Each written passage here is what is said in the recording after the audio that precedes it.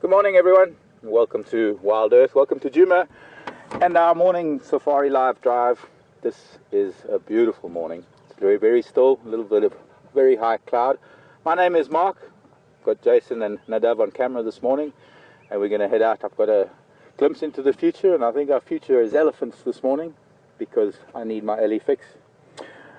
We're a little bit far from camp at the moment. We just came out to sort out some equipment near the mast, which gives us a little bit of an advantage. We're starting in an area we don't really start in.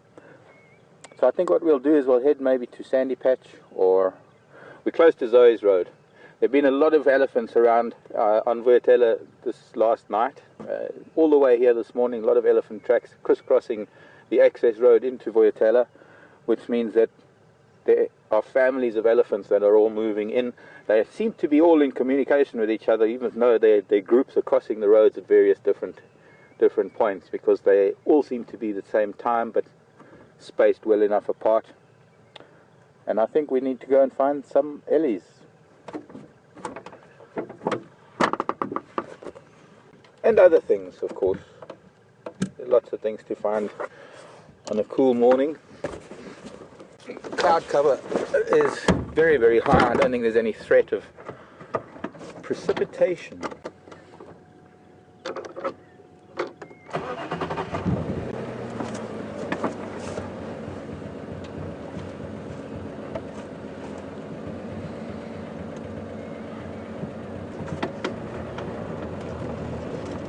I think we'll have a look at Impala Plains to begin with.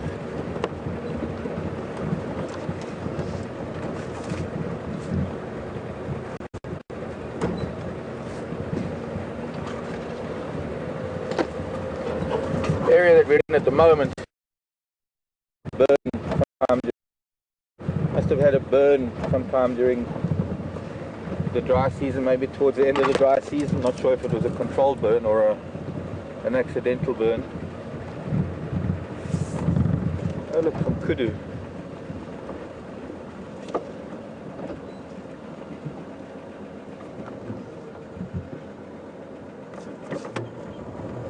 A little bit thick, the bush. Group of kudu cows. Okay, we'll see them. I'm going to come back this way. We're just going to have a look. There's a beautiful open area that looks out to the northwest, close by.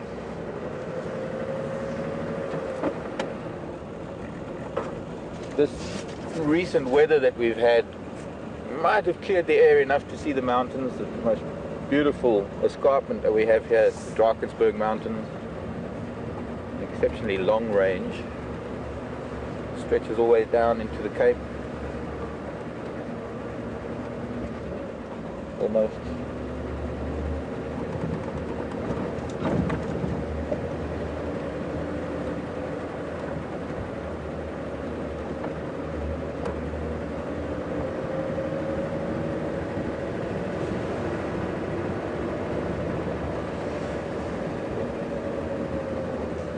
Well, I'm sure a lot of you are staying up to watch. Some of you are ahead of us in time over on the eastern side of the planet, east of me at least. Australia, New Zealand, maybe the Orient. Anybody in Japan or China? Ah, it's raining over the escarpment. I'm not going to see any mountains today.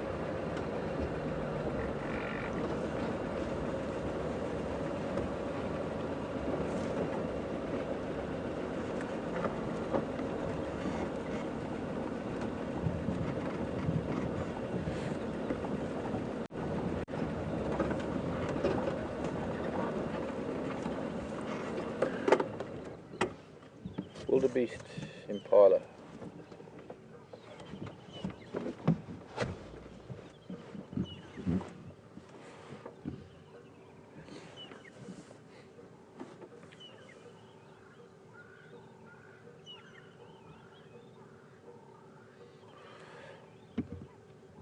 They're all on the edge of there.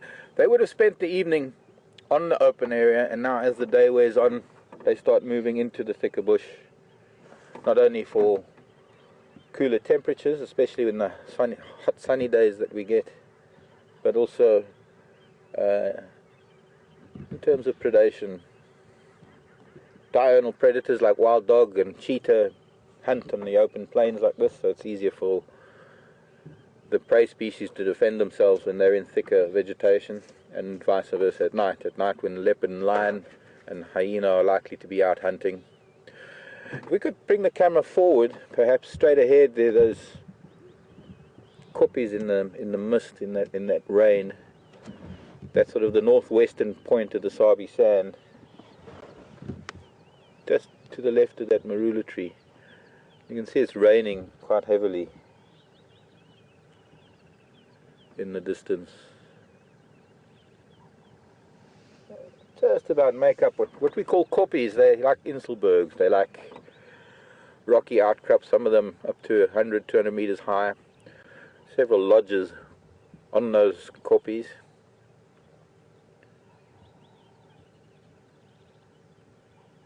I guess, yeah, horizon. Okay, but we're going to go, so don't worry about it, just too much. We are going to go and see where all these pachyderms have gone to. Well, being live, we're fully interactive, so please have a think about questions and answers. What answers you want. Oh, there's something interesting right ahead of us.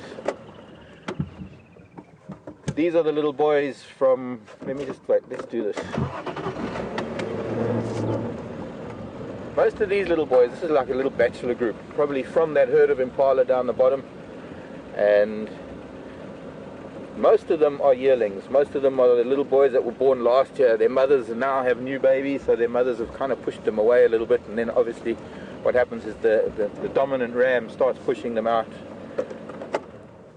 because they need to learn how to be little boy impala. Up till now they don't really know where their place is.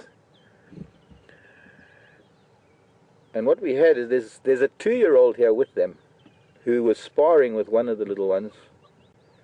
And what that is getting them ready for the time when they're going to need to start fighting for territory. There's a slightly older ram too, probably the mentor for the bachelor herd.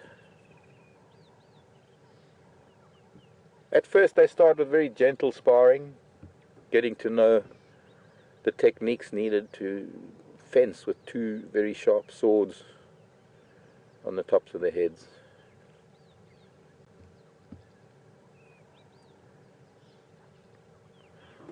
Now it's just grazing time for food. Alright,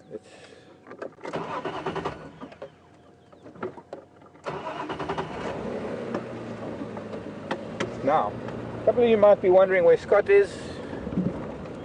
We're on a new sort of schedule at the moment, schedule, potato, tomato, that kind of thing. And for the time being, after this intense period with Big Cat Week, for a couple of days of the week we're going to be doing a 1-vehicle drive in the morning, because from now on up until the end of January we're going to be busy every day, and it's a little bit, I would say maybe it's a bit unsustainable for us both to be out every day, every drive. So what we're going to do is Mondays to Thursdays, there's going to be one of us in the morning, we'll be both in the afternoon, and then Friday, Saturday, Sunday we'll be both out in the drives. Just want to see if we can get one of these little flowers, very tiny little flowers on the ground. Where's a nice one? Let me go back and get those there. It's going to be a little bit difficult, but this is practice for my camera person, because this time of the year there are a lot of flowers. There's some of them over here. Perhaps if you could try and get a tight shot on some of those little lobelias. Okay, not that round ball, but the little flowers in front of it. Yeah, there we go. That white looks fluffy, but it's not. It's not really sharp either, but it's the flower head of a sedge grass known as Kailinga alba. But the tiny little flowers in front, which are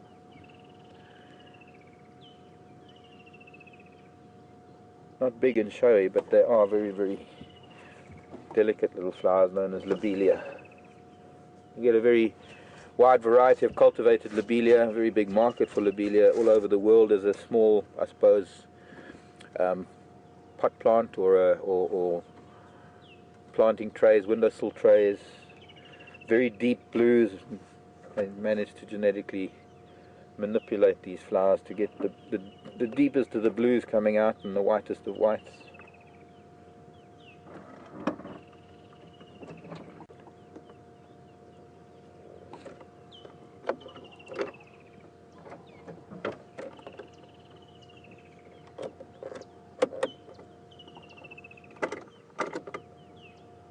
Alright. See if we can find some bigger flowers. Tree flowers.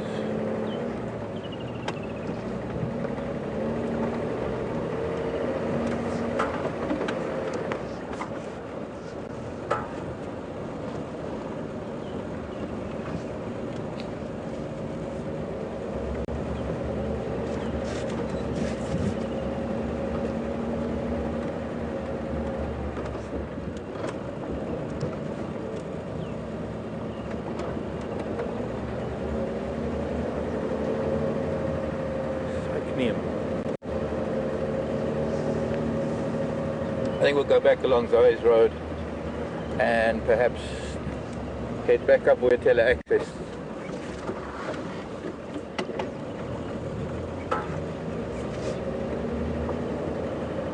Didn't get a chance to see any posts or anything this morning. It's not easy to, with the way we do things, to get online and see what's happening. So I'd appreciate if anybody could send through a message if there was any activity around Gowrie Dam this past night.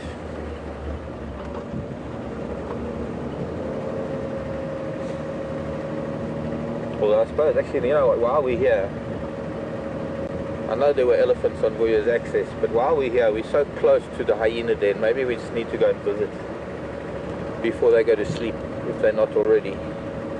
But it's nice and cool. They might still be lying out before they go into the den. They might be lying outside.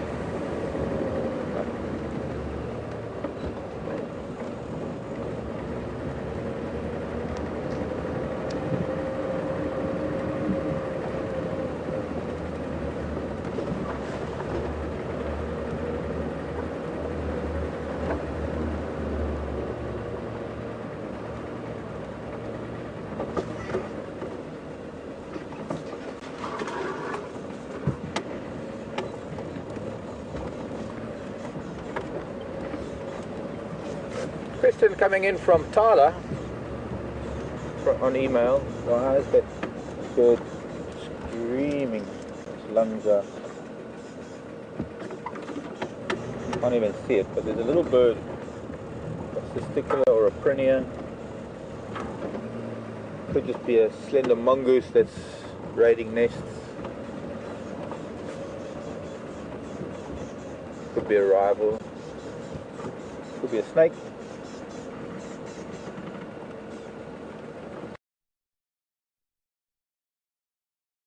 Birds might be noticeable. Some of the little boys that were born came out. Steady growth rate. At a year they're at about maybe 5-6 inches, and then at 2 years they start curving in towards each other. At 3 years they start turning back a little bit. It takes about 5 years for them to get their full, 5 to 6 years to get their full rec.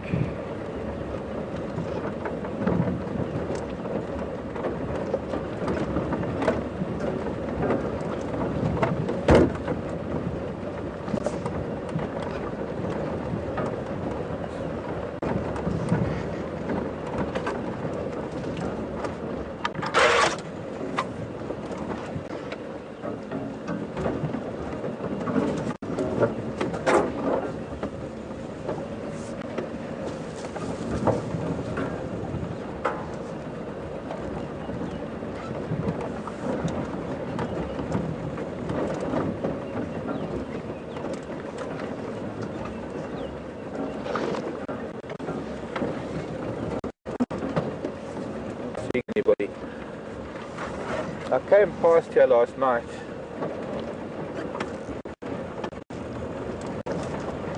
but it might have been too late. They might have all been out already. And well,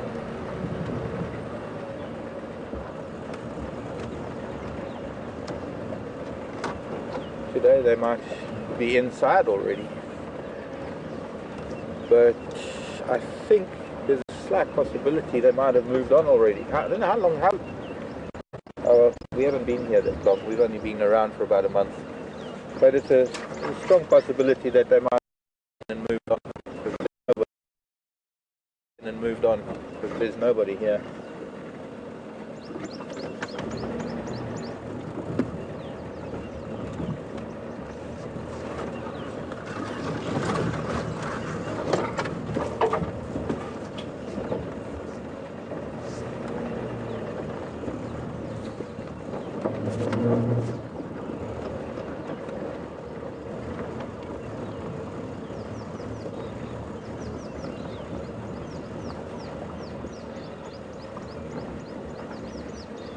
Morning, Roger, on Twitter. I wonder, is this Roger from Past Drives? Roger Search. Roger wants to know if hyena only hunt at night. No, Roger, they don't. There are times that they will hunt during the day. I don't think they'd hunt in the heat of the day, unless of course the opportunity arose. But on a day like this, it's overcast, it's cool. And of course the other thing is it depends on the area. There's some places where hyena will probably be out most of the day, because places like the Masai Mara, Serengeti, during the migration, hyena are out pretty much most of the time anyway. They take short naps. They are more likely to be hunting in the day up there than they are maybe here. But having said that, I've seen hyena on the run, on the hunt.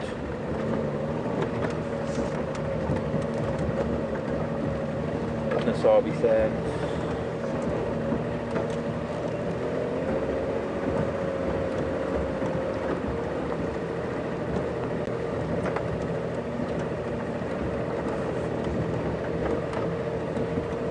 But if they've left this den, it means we're going to have to go to other old den sites over time and see if they maybe move back into one of their other old dens. For the time being though. Back to looking for ellies. We're looking for anything really.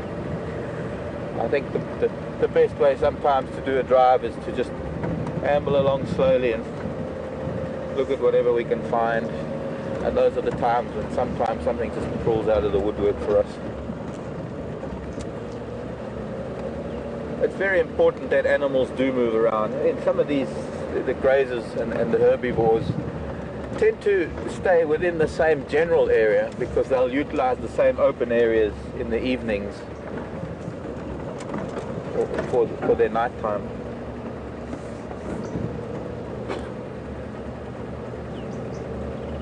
But generally they've got to be pretty much in a different place every day during the day, and they wander around gathering enough grazing or browsing. So there's nothing that is predictable. There is nothing that one can be assured of in terms of the presence of certain animals, unless of course it's like hyena that are denning, or hippo in a pool. But even then, with hippo, they tend to move dams in this part of the world. Where there's permanent water, permanent rivers and permanent lakes, hippos set up permanent sleeping spots where they pretty much will be almost all the time, except for the dry season when they need to move further for grazing.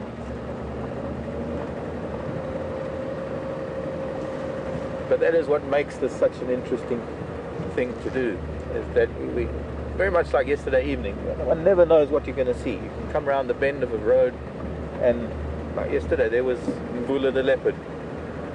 Totally unexpected. We were actually looking for another leopard. We were looking for his son, funnily enough.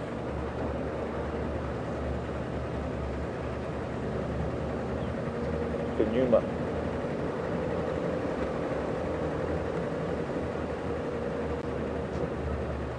tree in the road. An elephant. The tracks of a very big bull that came this way. I'd like to see who he is if I could find him.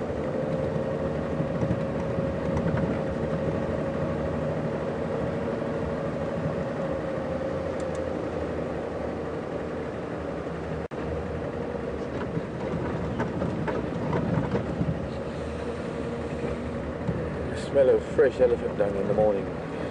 Press you.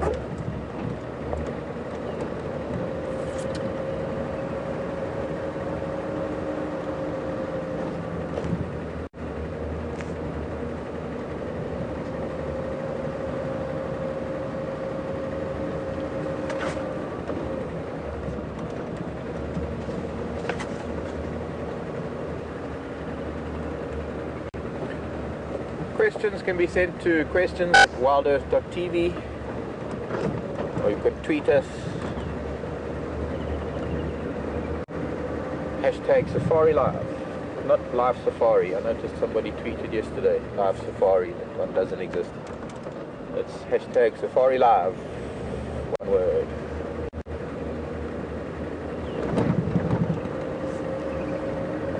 And I've just about got the hang of the whole Twitter thing.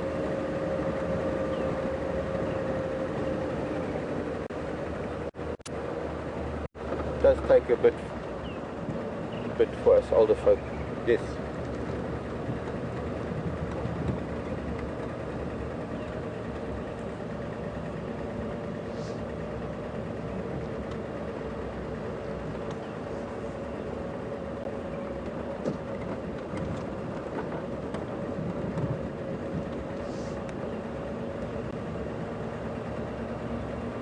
Clancy.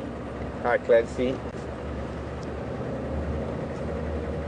Clancy is asking, email from Clancy asking if there's any particular plant or animal that I'm hoping to find on drive. Well, I think you know which animal I'm hoping to find. But plant or flower, there is one, but it might be a little early because they tend to flower a little bit later in the summer. The Gloriosa superba is a most wonderful flower. I just have to move these branches because this is flat tire material. Ow, ow.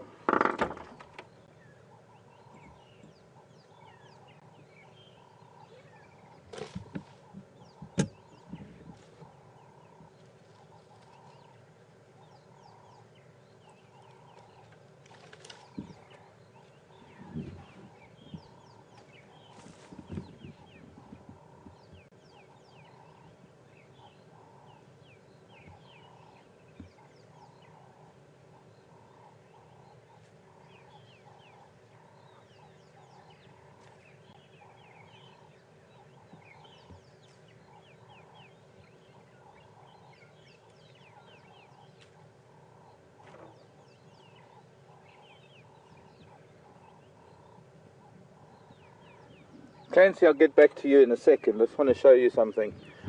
A very strong difference between a thorn and a spine. And we have a lot of things that have thorns, which are sometimes very noticeable. Of course, the acacias are the most notable thorns because they have very long, white, straight thorns. They look dangerous. They look very, very sharp. They are sharp. But they're not very, very hard, because a thorn is actually is a modified leaf as opposed to a spine. And this is a spine. This is from a tree known as the sickle bush. I'll show you sickle bush because, in fact, here's a sickle bush. We'll get to it shortly because this is where this is all coming from. Yeah, it's got a pretty little flower on it. And then a dove will maybe be able to zoom in on that flower. But I'm a bit far for that. We'll find a nice one that's in flower. The spines of the sickle bush and several other plants are modified branches as opposed to the modified leaves that the acacias and other thorny plants have. And because it's a modified branch, it's very, very woody and very, very solid. So when we're driving out in the bush, it'll be fine to drive over the thorns of an acacia because they'll just break under the tires, but this will go through even a 12, 16 ply tire. And I don't need a flat. Woke up this morning and one of the wheels was flat, and I hope it's going to hold for the drive. because it seems to be a bit of a slow leak. So these are things to be careful. I'll go through the sole of a shoe as well, and I'll find you the flower. Or maybe there's one sad looking flower on that tree, but there will be others. Really pretty two-color flower. The name comes from the fact that it has a two-color flower. Dicrostachys.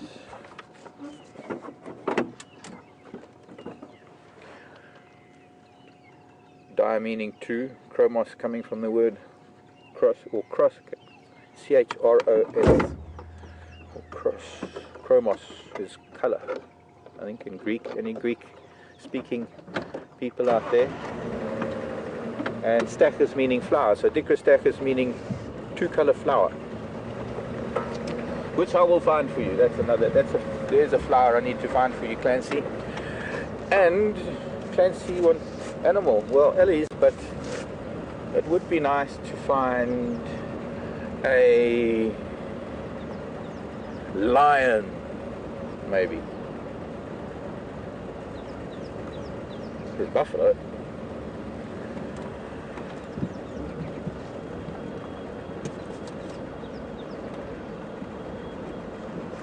Clancy also, oh, look at that. We've got buffalo with big kudu bulls behind them. Hello boys. Bachelor boys. Bachelor kudu, bachelor buffalo.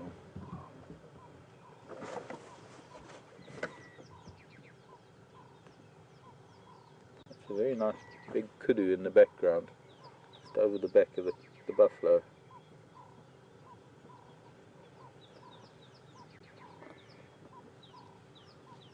Amongst all this thatching grass. Seems they must have spent the night here, these boys.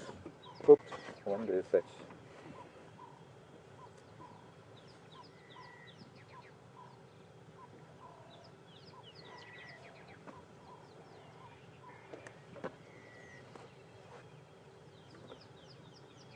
One, two, three. Let's go forward. We can see these kudu. The duggar boys are not going anywhere. We can come back and find them a bit later. I want to still get further, but these kudu bulls, might be able to see them better if we go a bit forward. Hello, old man. 2, 3, 4, 6 old duggar boys. Not something you want to come across on a walk. 6 old duggar boys lying in the grass. You can virtually trip over them. Okay, here we go. They might be moving this way, these kudu bulls. Just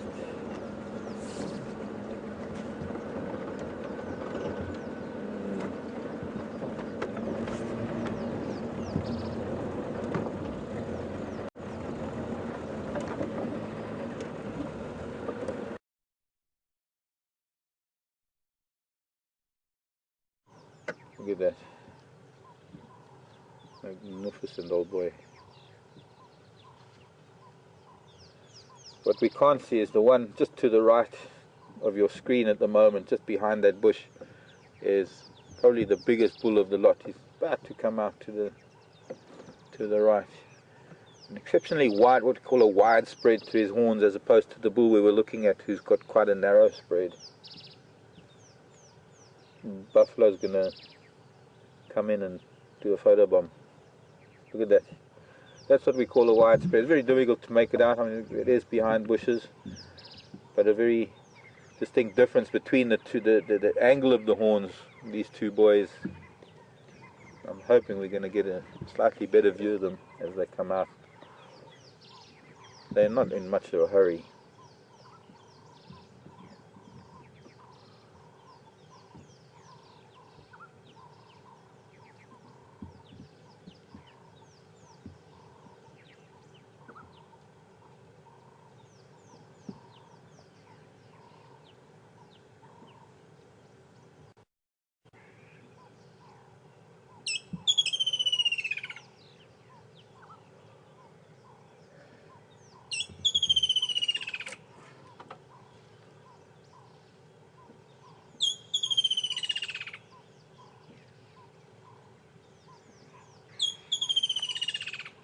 Now that's either displacement behavior that he's engaging in there, or he just wants to get a good scratch the base of his horns.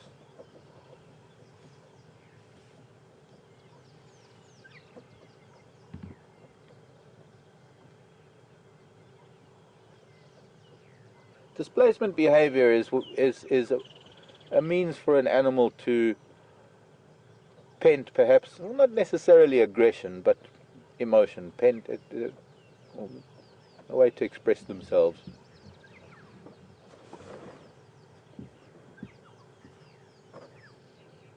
These kudu bulls, 4 of them, the one youngster is probably out here learning from the older boys. The 3 older boys, here we go, that looks like they're going to come out now. What is amazing is that they move around quite happily together like this, but as soon as they pick up the eastward scent of a female, they can turn on each other and they become rivals for the attentions of a female. Takes about 6 years for kudu to get their horns to reach full length, but these are magnificent bulls.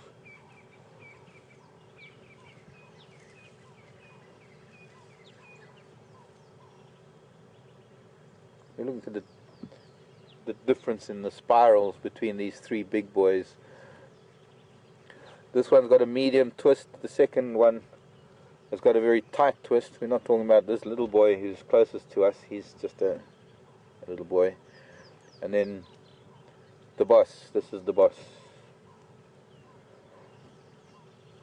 He doesn't have a very tight twist at all. You can see he's got a lot of mud in his horn, he's been horning mud, helping to make sure that no parasites get onto the horn, as well as the aspect of displacement behavior, displacement aggression.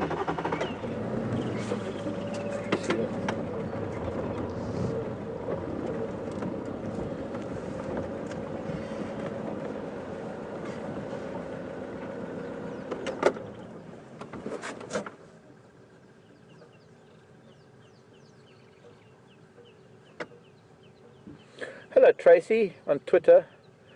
While I'm answering this question, take a note of the tail movement of these kudu.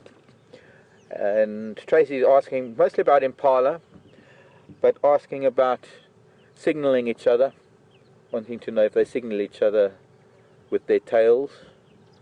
And well, very much so, Tracy. Not only under circumstances where there's danger, but constantly.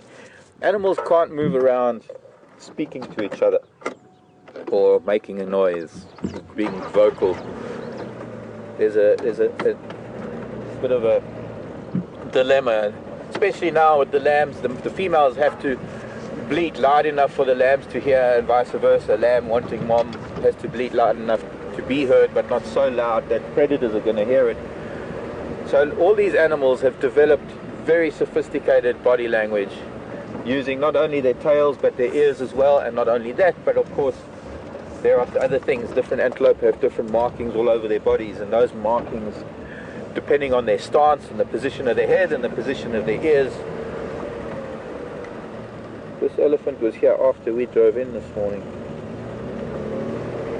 And yes, very much so. So that, Tracy, it's something that I hope maybe you can remind me, tweet it again. And I'm going to try and remember that when we get to a herd of impala or whatever herbivore we're watching, I'm going to try and point out to you the different body language signals that they send each other. Oh, yeah, the female kudu. But sorry, female kudu. There's something just ahead, I think. That we need to look for. But that's actually very interesting. A lot of people think the tail flicking, constant tail flicking of animals is all about flies and swatting flies. Well, perhaps a little bit of it is, because let's face it, it's the end of the animal where the flies are most likely to be heading, based on the substance that comes out at that end. But most of tail flicking that we see with animals is actually interspecies communication. They're sending messages throughout the group, and of course it's particular amongst the gregarious animals, herd animals. that they need to keep in touch. They need to tell each other constantly whether there is danger or whether it's safe to just keep your head in the grasses and carry on feeding, and out the corner of your eye just be assured that somebody's looking out for danger and that there isn't any, or if there is, the different kind of tail movements. Tracy, I'm not sure where you're from, but in most countries where there are antelope or deer, even your deer in the States or in Europe, have very white underneath to the tail, and that white is flashed in times of danger. Maybe it took too long to come back to elephants, but I'm sure I'll be able to find some. I hope I'll be able to find some. Might have to go up Aubrey's Road. Just get up to Sandy Patch. Might get a bit of a choppy signal. Once we do, I'll turn around.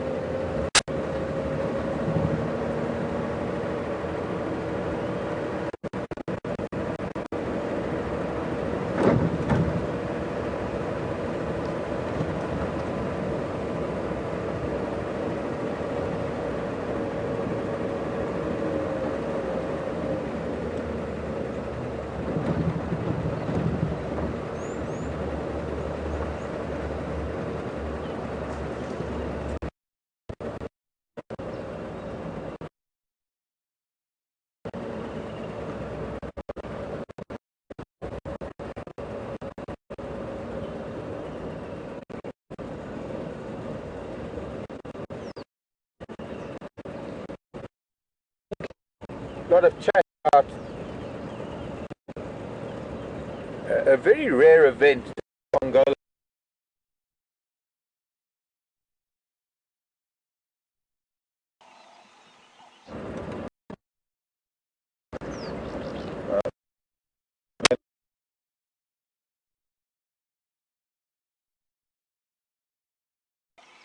This is what happens when you're trying to broadcast in the middle of the African bushveld. Articles, issues, but you know, I've even seen events and news broadcasts that have signal issues, so we're not alone in. I'm heading towards a piece of equipment that I need to restart.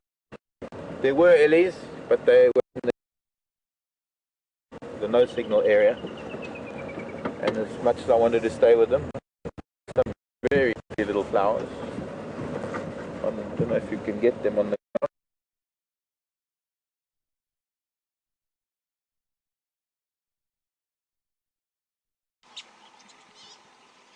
sunshine in Africa. But having said that, we've had a few days of overcast, and well, I guess it's just playing havoc with power levels in batteries. I've just been to a little shed in the middle of nowhere where there is a broadcast repeater, and it helps with our signal. And it was down early this morning. We had to start it first thing just before drive, and well, it went down again shortly. And if it goes down again, we're going to have to replace those batteries between drives. But these are the obstacles that we face broadcasting. I was going to show you a morning glory, but I'll have to find others before they close up for the day. In the meantime, Clancy mentioning my hat band, which comes from the Crow Native American tribe. It's a handmade crow beaded hat band. I have a couple of them, courtesy of Mrs. Clancy Phillips. Thank you, Clancy. Oops.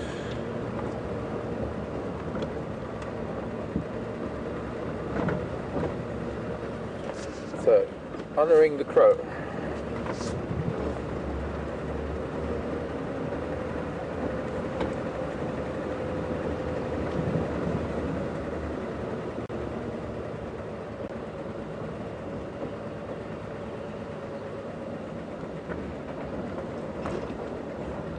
Rebecca's Road.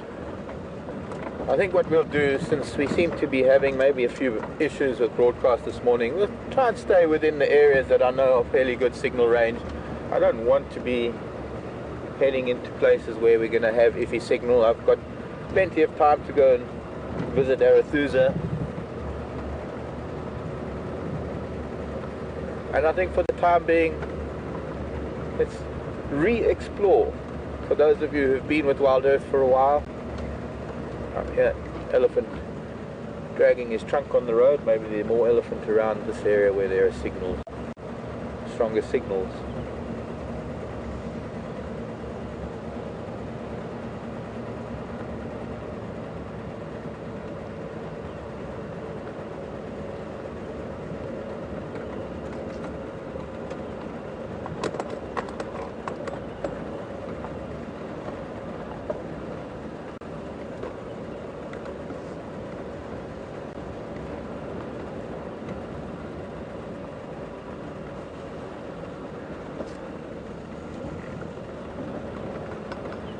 Thanks, Alex. Forgot to mention, everyone, that Alex is in final control this morning. And reminding me that we were talking about an incident, a very rare occurrence, of twin elephants being born in Pongola Game Reserve down in the southern edge of Kruger. Now, it's very unusual for elephants to give birth to twins. Most cases, except for the predators of course, but in most cases the herbivores can't really afford to give birth to twins because of the drain of resources on the mother and the danger. But elephant twins are known to occur, and if I'm not mistaken, evidently it's the last couple of days that there were elephant twins born in Pongola, and if I'm not mistaken, a few days ago or last week I saw something about elephant twins being born in Kruger. I'm not sure if it's the same incident, but that would be even more rare to have two elephant births, two elephant twins, two sets of twins born in different areas of Kruger. So something for me to look at when I'm on my downtime between drives this morning, when I'm not busy with batteries and other things. Let me see, I need a book. I need to get to my library. I want that book maybe. I've got to remind myself of names of flowers because I forgot a number of them. That's the one I want. Let's see if I can multitask. Talk to you, look at my book.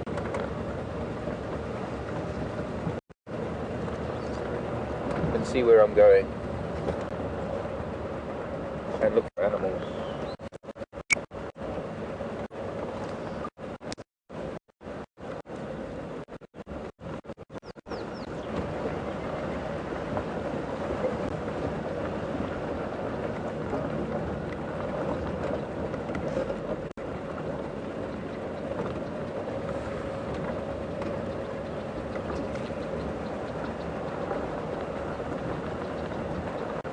Bit of an alarm call going on. Sounds like a chag or something that's alarming.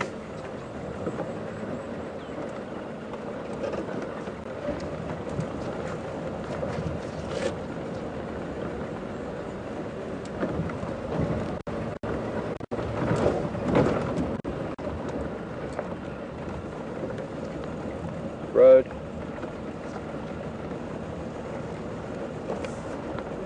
Barlaria, that's what I was thinking of. I think that one name that I was looking for in my head was Barlaria.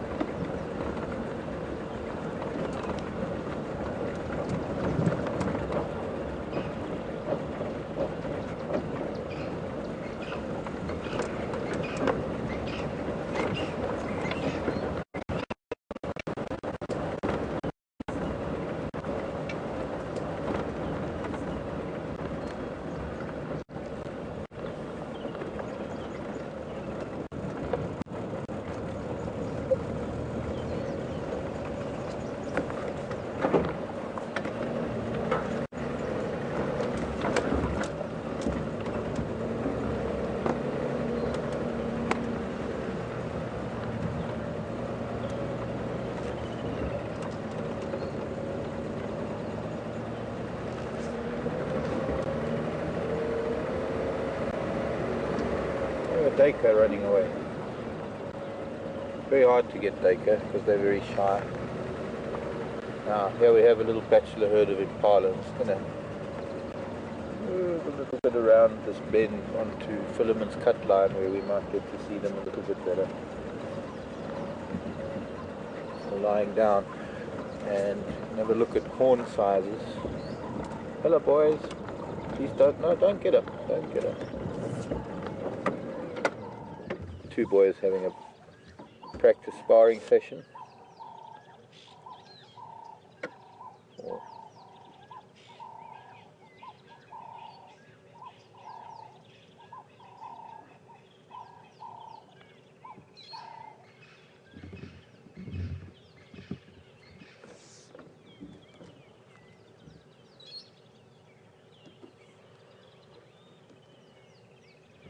Sherry on Twitter, what age do impala start mating? Well, for the rams it's a little bit older than the ewes. And there was a very young one, there was a yearling sitting next to us, and an oxpecker landed on his back and he got such a fright. He obviously not really, still after a year, not very used to oxpeckers landing on him. There's two little ones. Let's move around. Maybe we'll go up to Treehouse Dam, have a look around there. For the rams, probably around 5, I think. The ewes, probably after their 2nd year, I'd say.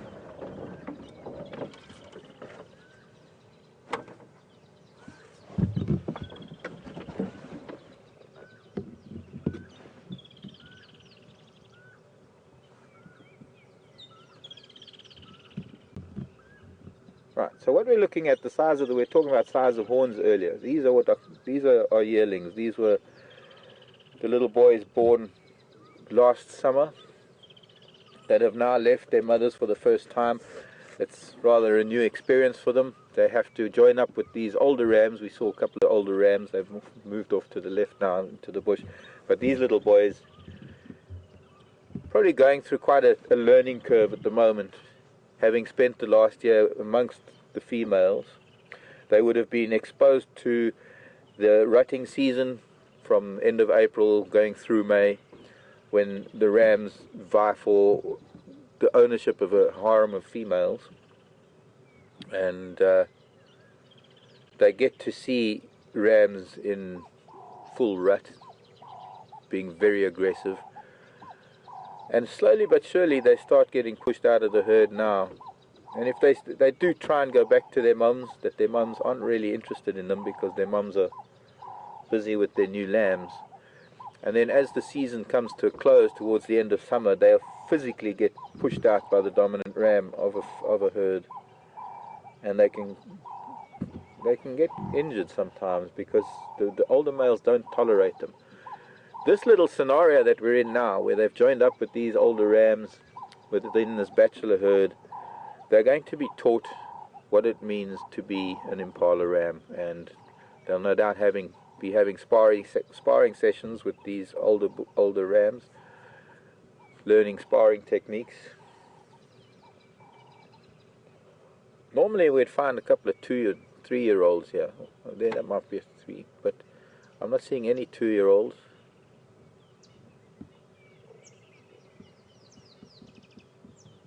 I'd say he's about a 3-year-old, 3, maybe 4. Oh, he's a big ram. He's adult. And despite the fact that it would appear that they're all friendly because they're in a bachelor herd, they still have a hierarchy they have to maintain.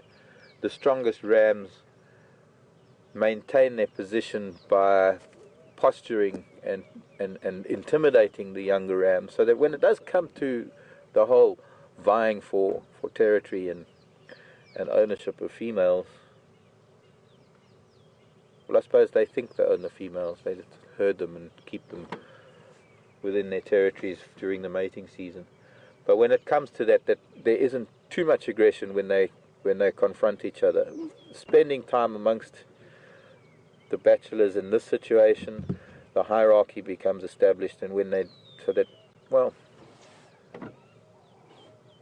they know each other's strengths, weaknesses, and having spent time sparring, they know to give way when an older bull, or rather older ram, becomes aggressive. That way it prevents older rams from damaging or hurting younger ones.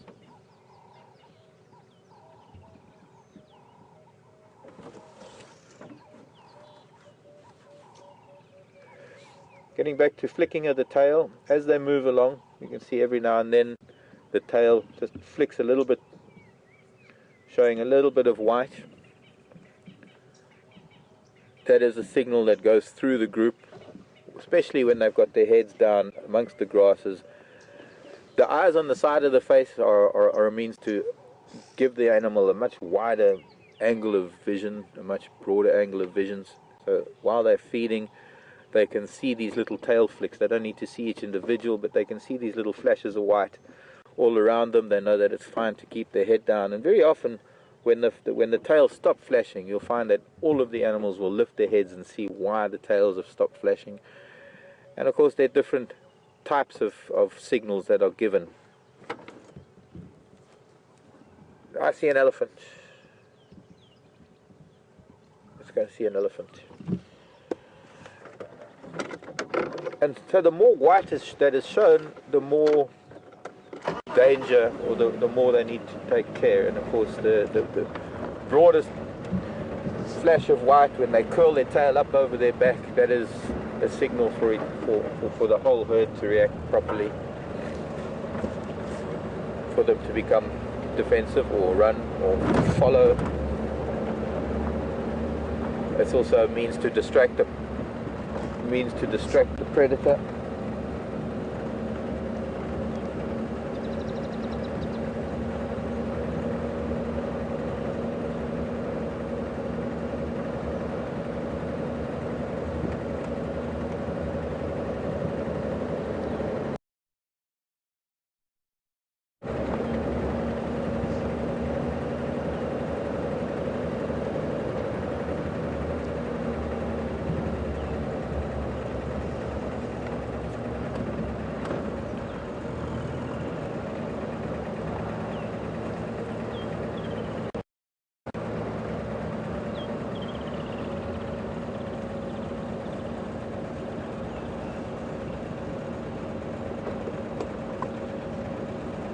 Copy that, thanks. Is there anything Alex can do?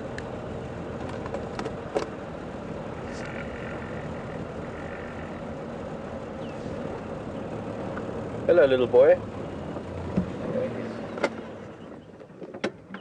Fairly young bull, late teens perhaps. He made a movement that showed me that he a little bit nervous of us, or rather, he showed that he might move away. So I stopped, let him know that I'm not here to chase him. Maybe he can move a little closer soon enough. Different elephants behave differently. There's some elephants who can virtually drive fairly close to them and let them come close to you. I don't know if he's going to be one that will come close to us. He looks like he's a bit shy.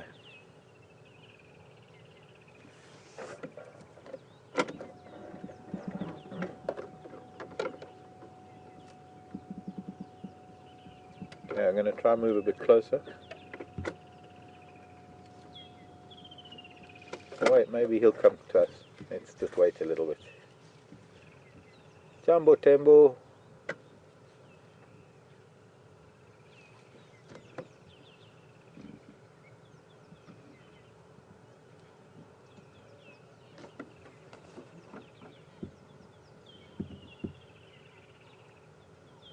Come and say hello.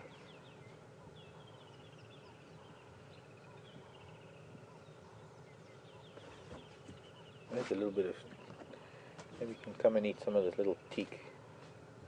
Okay, what he's doing there is he's just found some devil's thorn, which is really nice, but he's digging it up with the roots, so he slaps it around to get rid of the sand around the roots. It's a ground creeper that he's just stuffed into his mouth.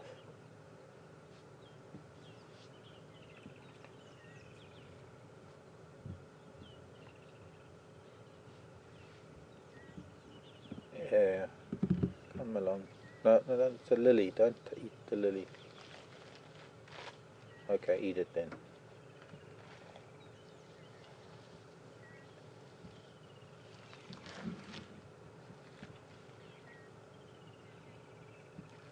Probably going to eat these recoppicing. Where's it coming towards now? Right to. There's a bit of clearing that's been going on here on the edge of the road. That's why it's lovely short grass. And what he's sniffing now. Yes, hello, little boy.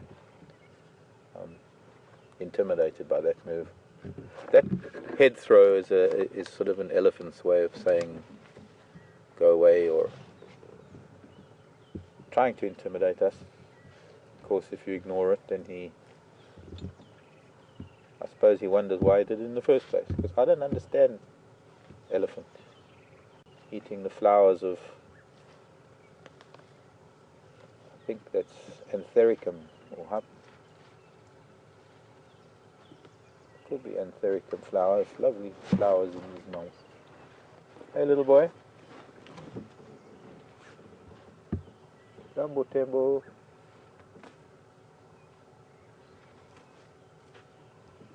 Let me move a little.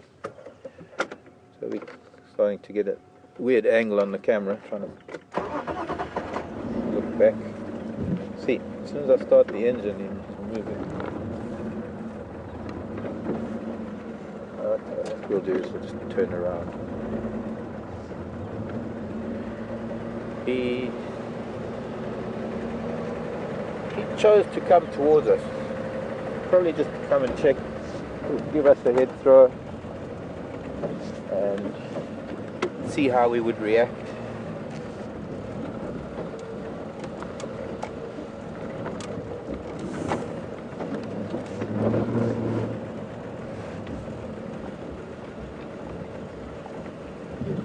They're digging.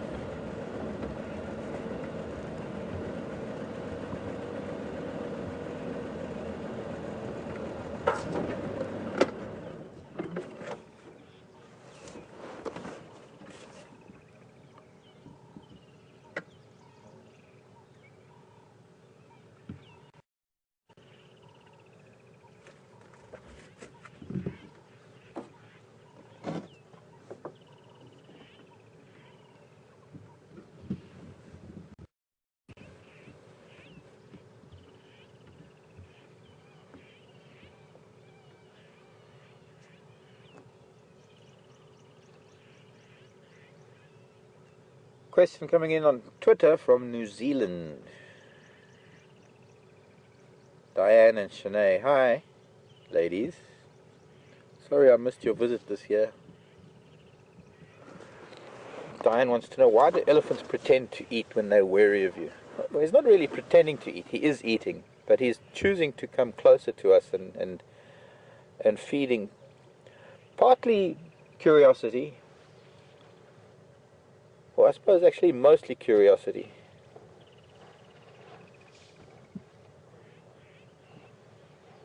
Digging.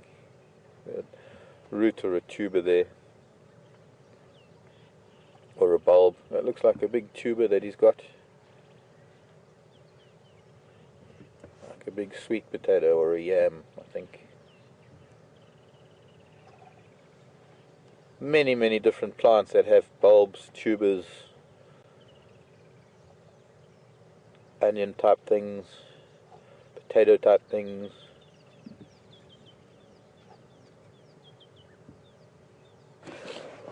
Welcome to our live drive, Shanae and Diane. Thanks for joining us. Viewers from a long time ago, actually South Africans now living in New Zealand. I think the whole thing about elephants coming close to us like he has been, I mean, if I drive, he tends to move away, but he chooses to come closer to us to see our reaction, but also, I suppose in a way, also testing the trust issue, testing to see whether he can trust us, whether we mean harm or not. And curiosity, mostly.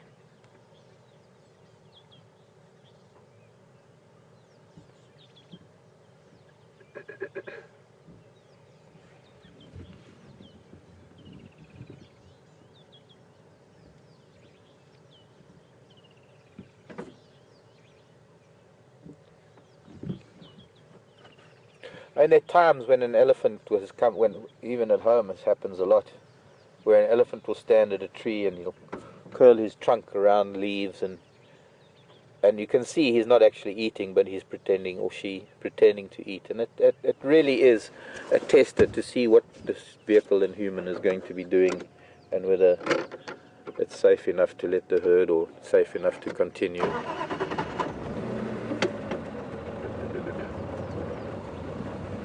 Found another. Oh, it's time for a bit of a sand bath. Nice and cool sand. Trunk up. Sorry, boy, I know you didn't really. Kicking sand in our direction is another way of trying to intimidate me, and of course, by showing that I'm not really worried, by showing that I'm not really intimidated, he then calms down. If I was to react by either starting the engine, look, I've got an elephant on my hat.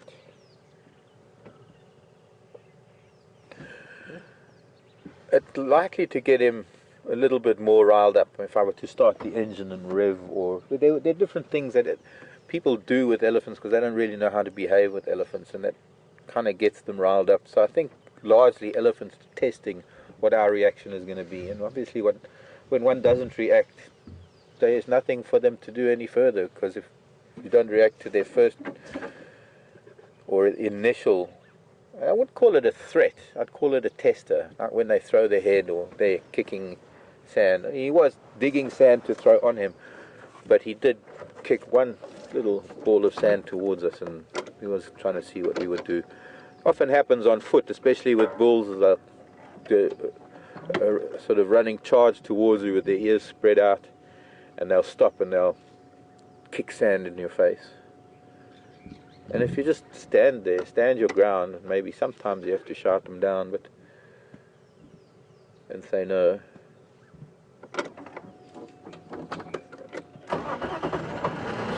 Oops. It tends to calm them down. Okay, go.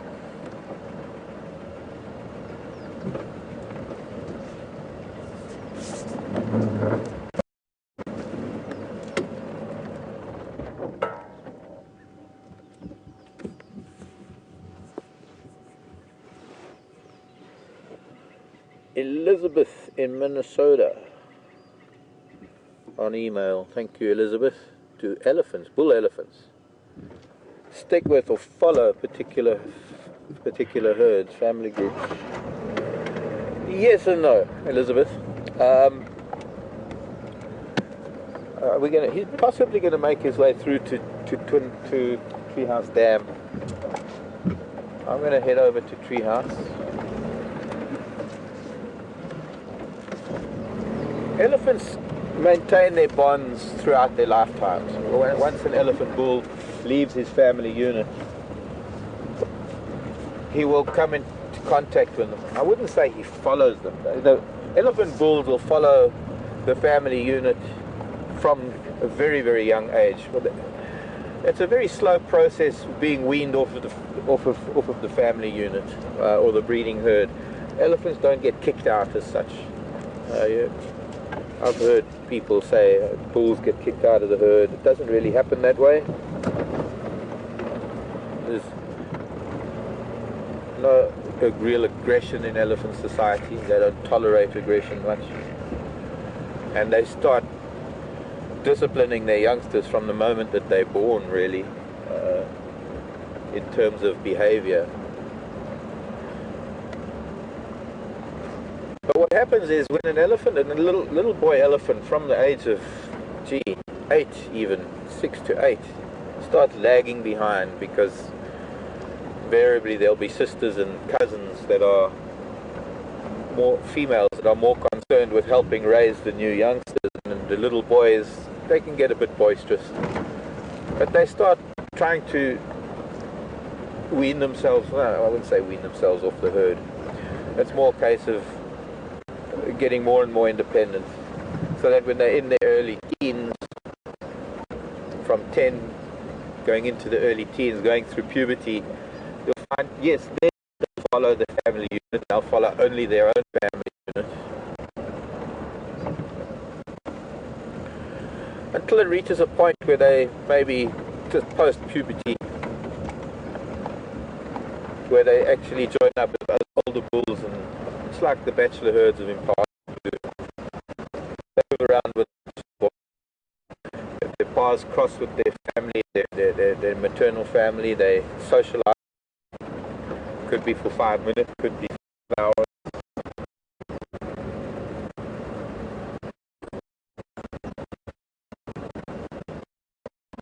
I don't remember the name of these white cows at home.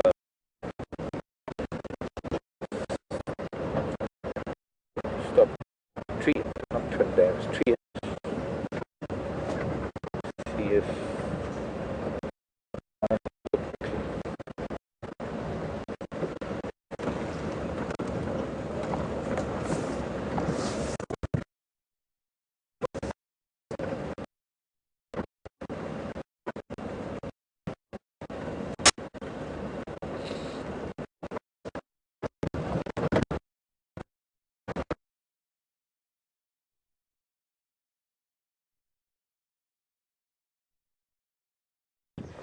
okay, copied. Seems you must have lost us there. Interesting combination of eagles sitting in the tree. We've got two Battalier, one tawny eagle. The tawny eagle sort of flanked by both Battalier snake eagles. I think it's a tawny. Usually if it's a brown eagle like this sitting with a Battalier, usually it's a tawny eagle.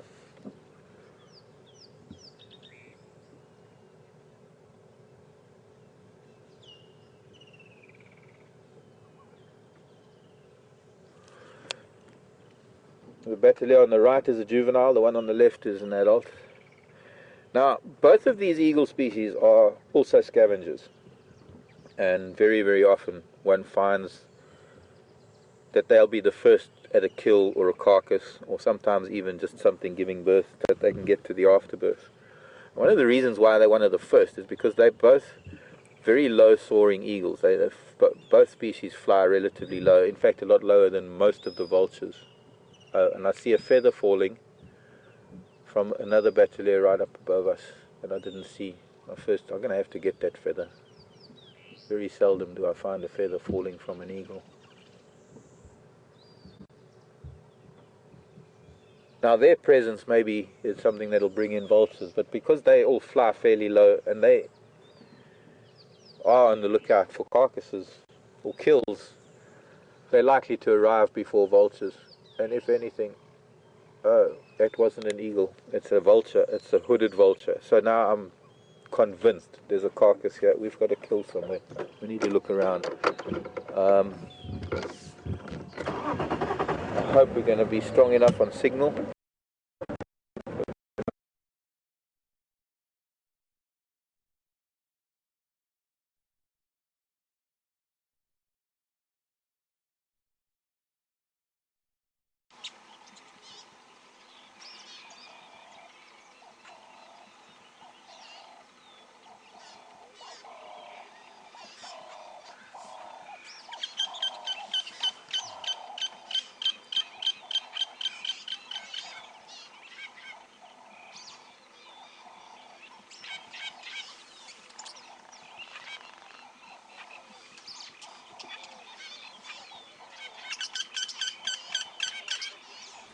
Hello everyone. Being out in the bush and being out there live has its technique. I'm convinced that something's going on here because of the presence of these four birds, three species, that are pretty much guaranteed to indicate a carcass. Now, it's highly unusual that they would be sitting so close, facing in the same direction, just because there are no thermals. And I've made an interesting point earlier that maybe it's just because there are no thermals, so they're not flying, which is possible. The problem is that these are birds that are not really thermal flying birds. Bateleur don't circle in the sky like some of the larger eagles. They tend to fly in grids at only about 200 feet above the ground. The hooded vulture, another vulture that uses thermals to get high enough to be able to cover distance. But generally the hooded vulture, we can't see it now, it's kind of hidden in the tree on the right, on the other side of the dam. But these are birds that are smaller than all of the vultures, and because they're scavengers, they want to get to a carcass sooner than the other vultures do. Now, fortunately, there aren't any other vultures in the air at the moment because there are no thermals. It's starting to warm up a little bit today, but it's not a day when thermals are going to be very prominent. Maybe later if the sun burns things open a little bit. So essentially, these are three species of birds that fly fairly low. They're not only looking for predators, but they're looking for any sign of a kill, and they alight on a tree. And as soon as something like a bateleur or a tawny or a hooded vulture comes down onto a tree, it'll attract the attention of other bateleur, tawnies, or hooded vultures, and it's the presence of them that will then attract the larger vultures that are flying and soaring at much higher altitudes. Generally, one finds these three where there is a leopard kill or a wild dog kill, because the scraps that are left, well, for leopard kill, especially leopard in a tree, vultures can't feed on a carcass in a tree, but a bateleur and a tawny eagle can, because they can grip with their feet while they tear at the meat. The hooded vulture is a different story. Vultures can't grip with their feet very well. They can't carry things in their feet. They can't curl their feet around a branch like an eagle can. So it's very difficult for them to hold their balance while feeding in a tree, which is why one doesn't find vultures on a leopard kill when a leopard kill is in a tree, but you'll find tawny eagles and bateleur eagles doing that. The fact that they're in a tree and that they're not wherever, if there is a carcass here, that they're not on the carcass, to me is an indication that maybe there's still a cat on the carcass. And that's a matter of finding it. Now, they're kind of looking this direction. And I know we're in a bit of an iffy signal area, but I've got to have a look around. It might be interesting.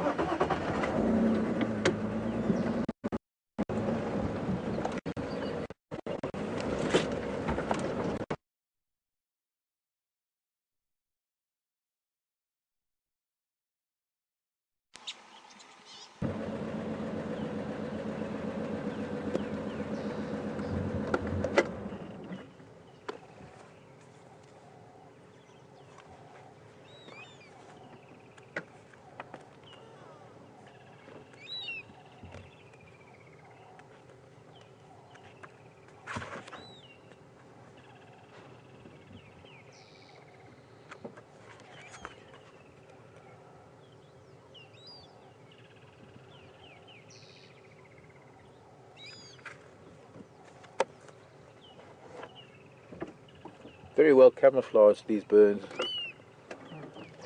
Are quite tenacious because they nest on the ground, and when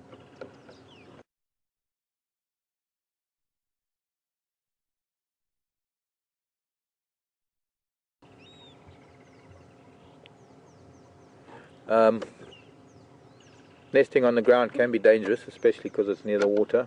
Always animals coming down. But they have a wonderful way of deterring animals. They spread their wings. They're very stark markings of black and white on their wings.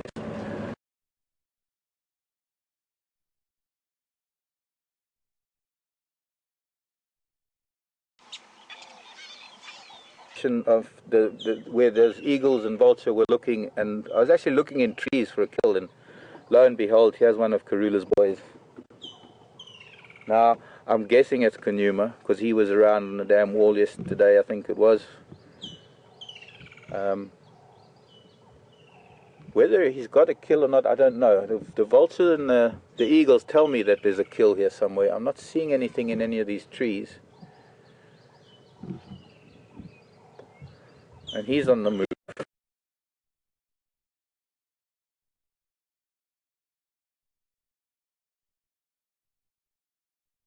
awkward position we're in because we're battling with signal, but I'm finally in a little spot where we're able to get a good view of him. He's laid down again, as you can see. In the interim, while he was moving a little bit along the road when we were off signal, he did do some toileting, and I'm pretty sure that that hooded vulture is going to go and sniff around with that. As gross or as horrible as it may sound, but the hooded vulture can subsist on the dung of predators. Not entirely, but if it's really, really hungry. I've seen them follow wild dog. In fact, I've seen hooded vultures spending all their time with wild dog, not only picking up scraps but also eating the feces. Now, I'm sure this is one of Karula's boys. I'm guessing it's Djuma. I haven't any idea, because if it is Djuma, I don't know him. And since I haven't been around a while, I'm going to rely on any of our viewers out there. So please, if there's anyone out there that can get a really nice ID, please send it through to me. Questions at WildEarthTV or hashtag Safari Live on Twitter. Oh, there we go. Get us nice and tight on his face, maybe. Look at that beautiful cat. Where's your mama? Little boy? Where's your mama? Saw your father yesterday. Father yesterday, the son today, maybe mother tomorrow. Or tonight, even. 2 for 2.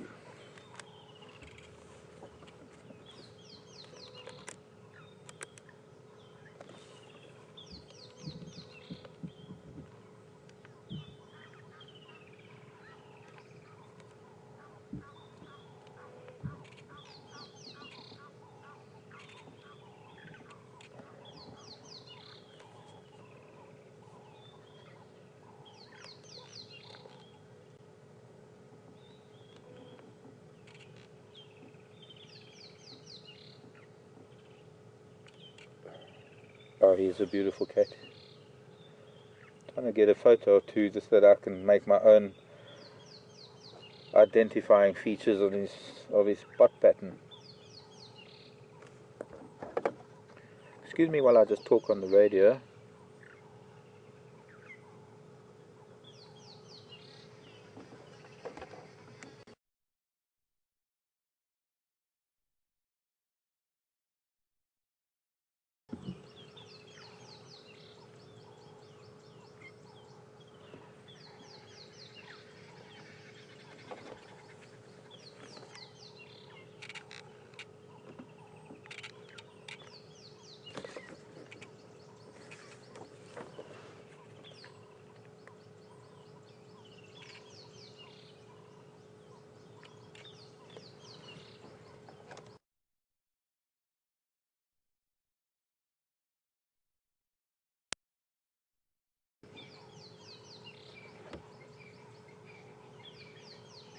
Okay, copied. You're coming through sort of about 2 out of 5 at the moment, but I got that, thanks.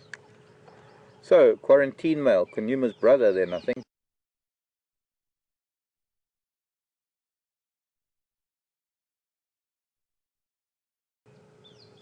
Hello, baby boy.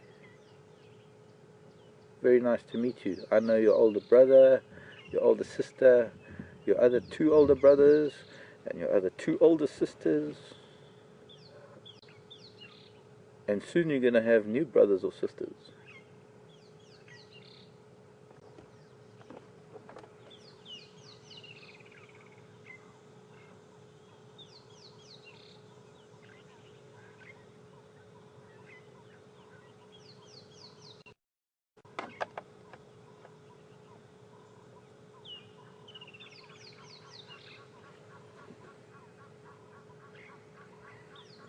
Yeah, I think I got that. 4th litter of Karula.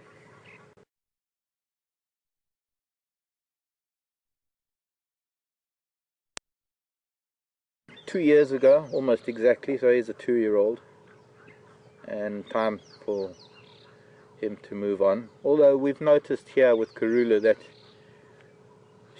She lets her older litter interact with her new litters. We saw Induna interacting with Shivinzi and Shivimbalana. He's looking at something behind us. There's something maybe behind us.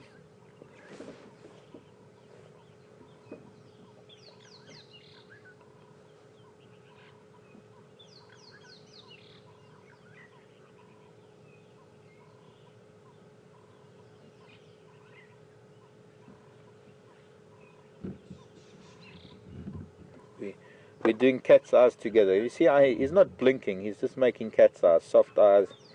And every time he looks straight at me and I soften my eyes, he softens his eyes too. When you're sitting with a cat, you don't want them to be sitting wide-eyed, because then they feel threatened and or aggressive. So as soon as he makes eye contact, he sort of softens the eyes like that.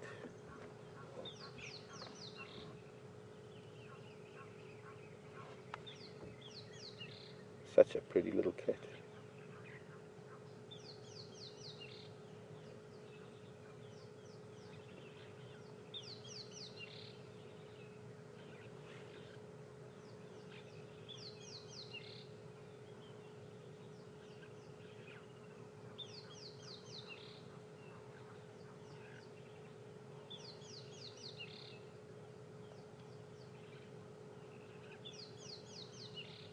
We are so lucky.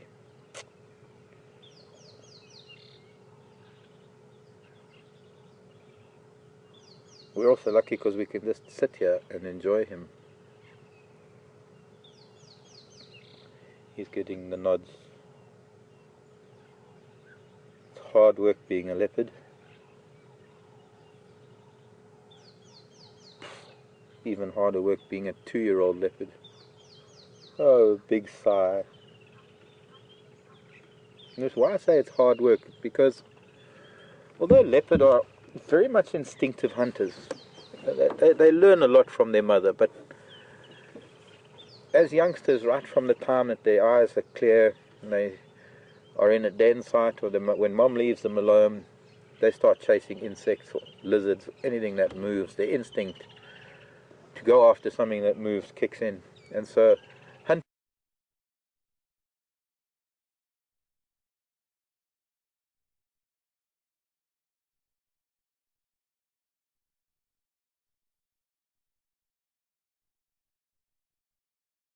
for leopard becomes relatively, it's relatively easy to, until now, probably before mom became heavily pregnant and started ignoring their calls, or stopped calling them.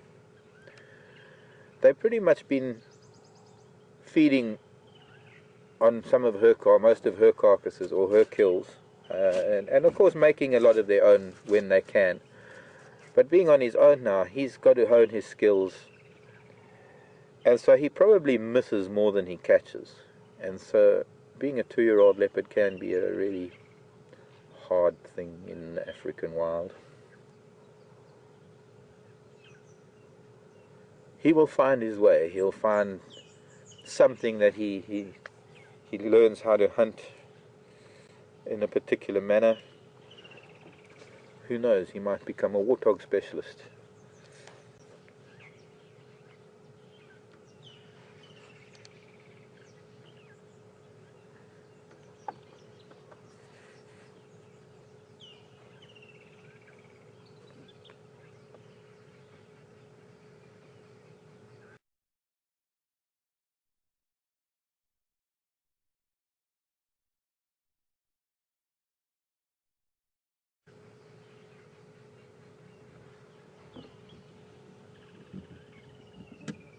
Be quiet morning bird song. I'm just going to let you enjoy the sounds of the African bushveld with a dozing leopard.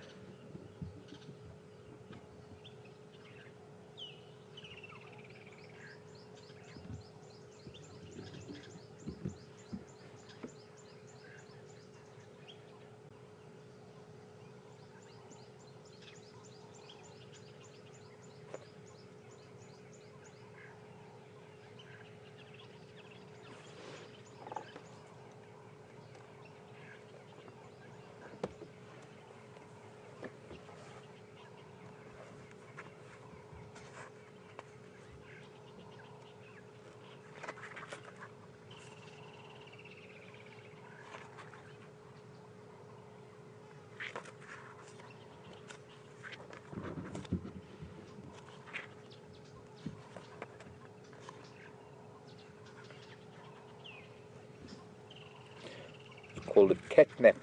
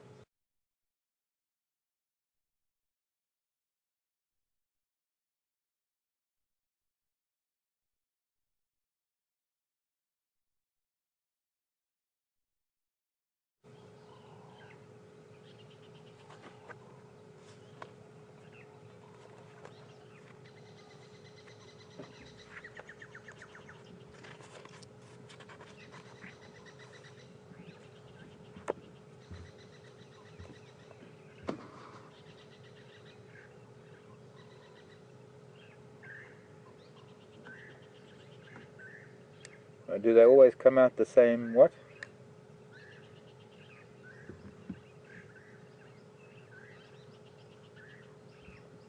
Ah, hello Anne in Los Angeles, California. Ah, he's relaxing more, he's getting more comfortable. Anne in Los Angeles wants to know if when leopards have cubs, do they always come out the same sex? No, they don't actually.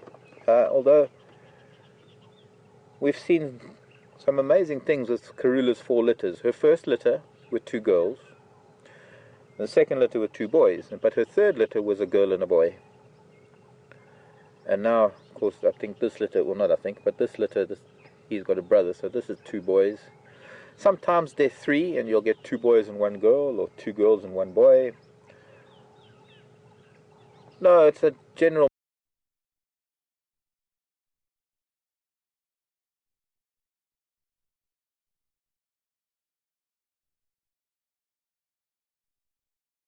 mix of X and Y chromosomes, I think. So it's never an always type of thing.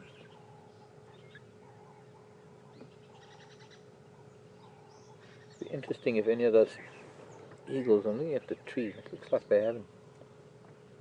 They might have gone to wherever, if he left to kill somewhere. See, we've now come away from the dam. I'm looking at the dead tree at the dam through the bush, and it looks like those eagles have actually left, which means that since he's moved on, there might have been a kill.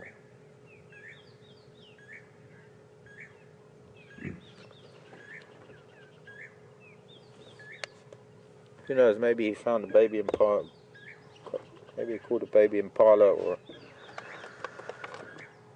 I don't know. We won't know. One of these things, we won't know what it is.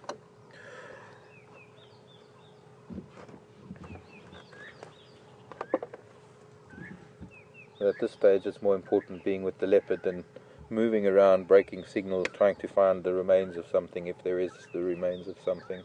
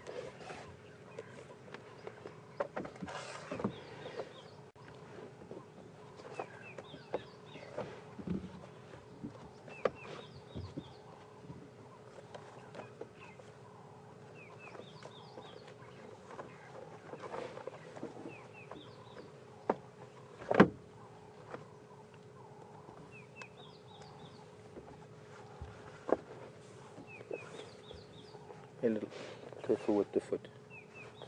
No. rather in. He might not like the movement.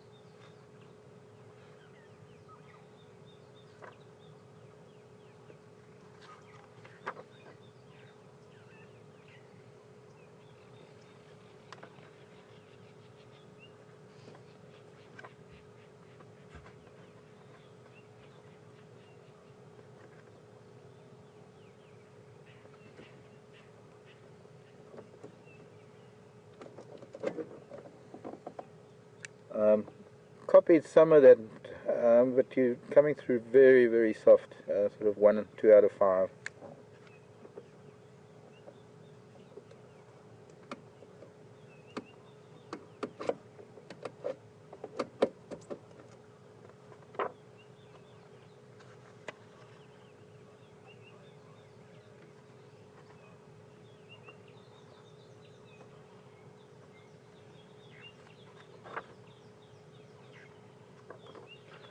Hello Cindy, I think Cindy's in Hawthorne. Seems our signal's not the only thing suffering at the moment, but the radio is as well.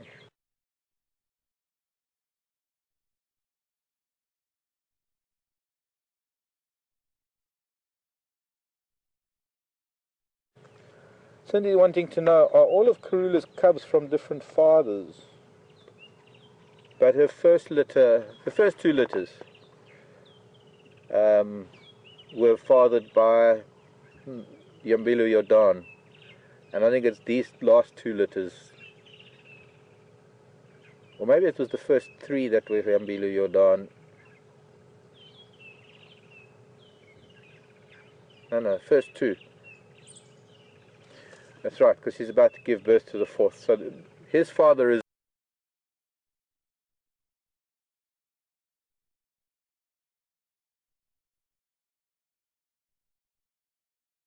Mvula, and I think the new cubs, that hopefully we're going to be seeing them, because I'm sure she's either given birth, the new father is Mvula, so I think at the 4 litters, they're 2 different fathers at the 4 litters.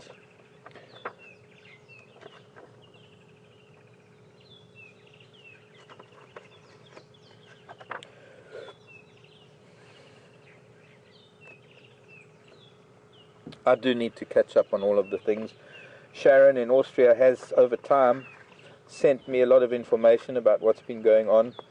I don't really have easy access to emails and things, and I don't really have easy access to electricity to charge my laptop, so I don't use it every day, and I don't have that great a cell phone signal to be able to go online from home.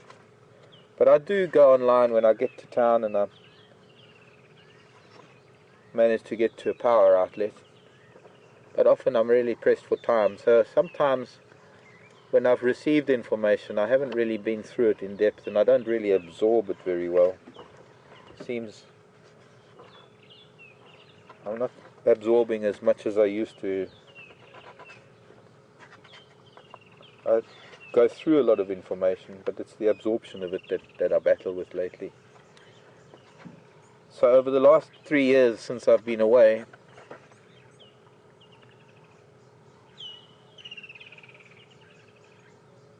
I've kind of forgotten things and I need to refresh my memory, but I've also need to learn about what's been going on in the last 3 years, especially with the likes of Karula's previous litters and of course the males and the dynamics of the other leopard within the area, especially those down on Arathusa who I haven't seen at all, or I haven't seen for many years.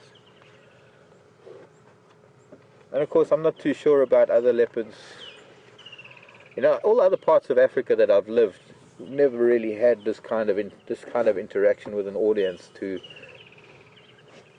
maintain such a database. of leopard genealogy or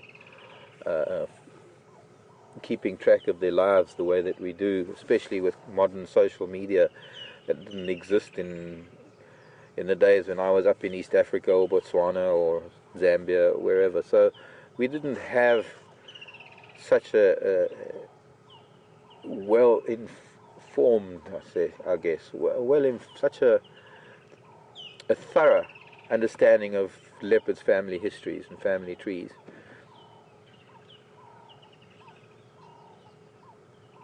So it's hard for me to think back on all the leopards that I've known over the years, of who their mothers and fathers were, or how many litters they had, or what the breakdown of the sexes are of their litters. So Karula is a very good example, but it would be interesting to find out from others whether other leopards have had similar things, because you can't really extrapolate with what's happened with Karula and her four litters rather. We don't know what.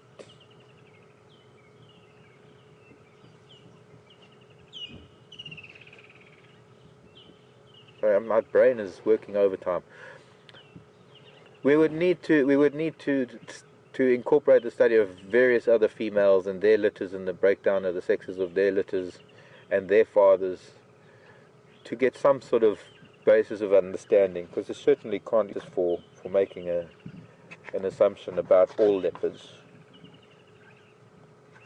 You'll need lots of leopards, lots of information.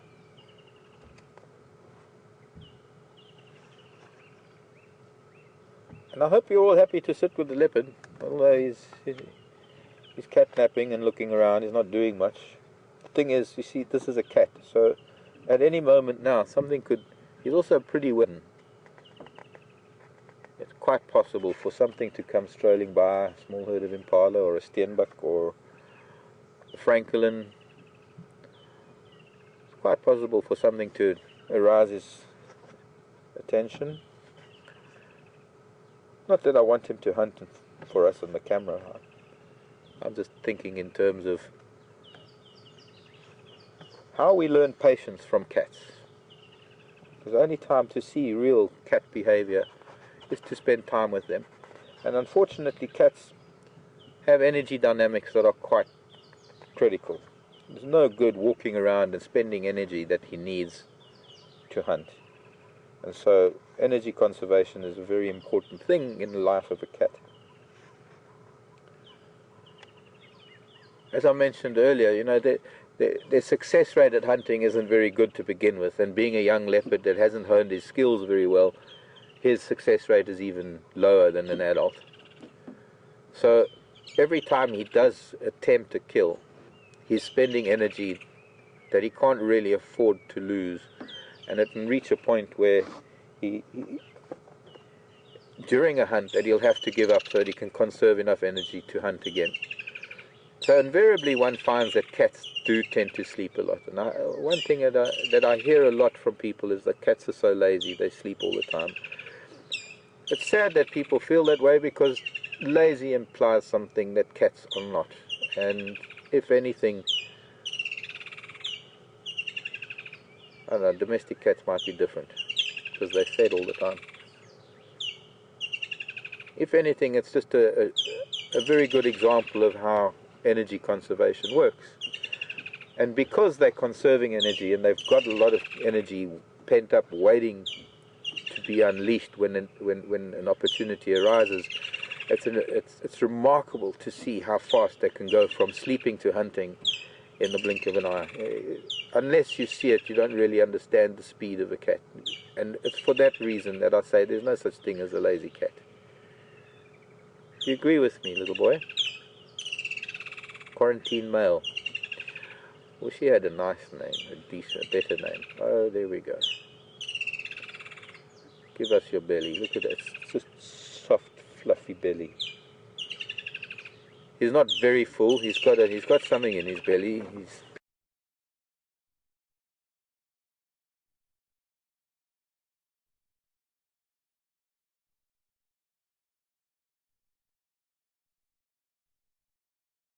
been eating. but he's not overly full, so he didn't have something very big. Who knows, maybe it was a scrub hare.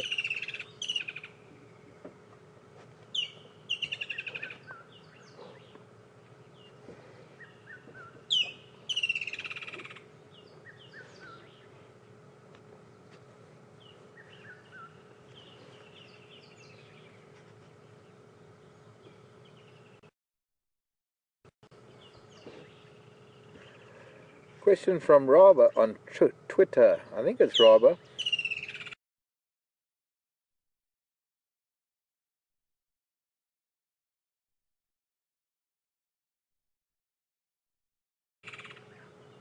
If it is, hi there to you. Nice to have you back with us on drives, or nice to be back with you.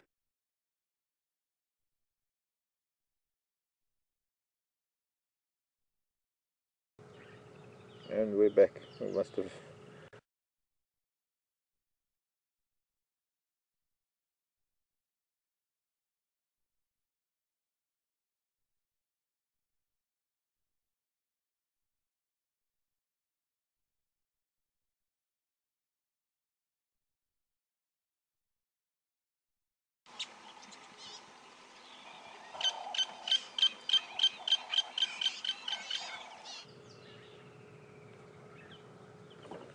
And we're live again. See, we're not even moving and we're just dropping signal. I don't know how that works, but it's pretty much like my phone signal works at home. I can have the phone in one place and 1 minute there's signal and the next minute there's nothing. It's almost like the wind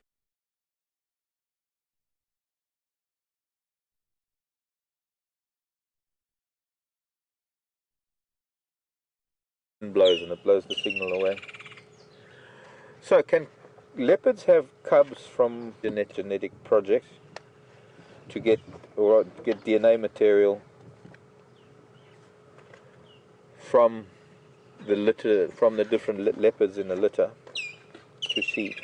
It's probably not likely. I would say it's not likely because of the dynamics of leopard as opposed to domestic cats. Domestic cats, when a domestic cat is in heat or in estrus, she will be covered by different males, and that is mostly because there are various males that'll have access to her. In fact, lion, for that matter, can have different fathers in the same litter because you'll have a coalition of males, and because the female is in estrus for an extended period of time, there will be different males covering a female, brothers perhaps. But with leopard, the male's territory is a very well defended and marked thing, and the females that he has in his territory are not likely to encounter other males, although it's not impossible that a female maybe borders on, or her territory maybe crosses over into the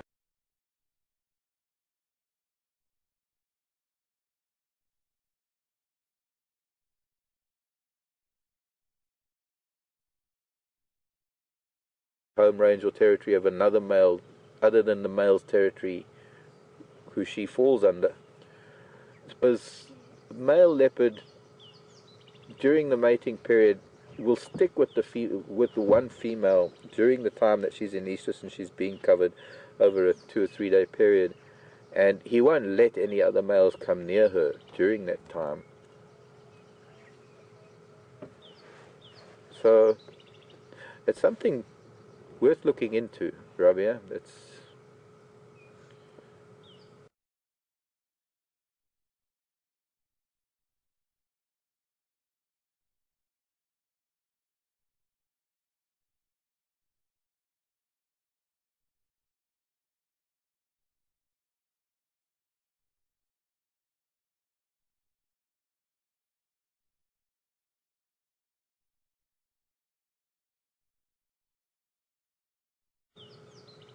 something worth looking into, and I'm sure that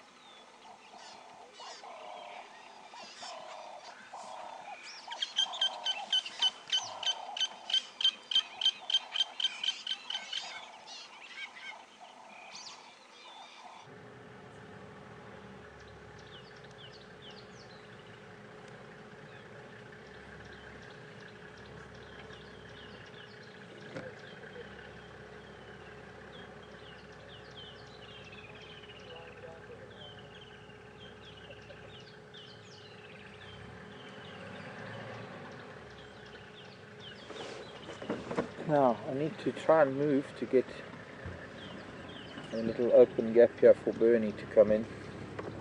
So I'm going to try and go forward a little bit so that he can come in behind us.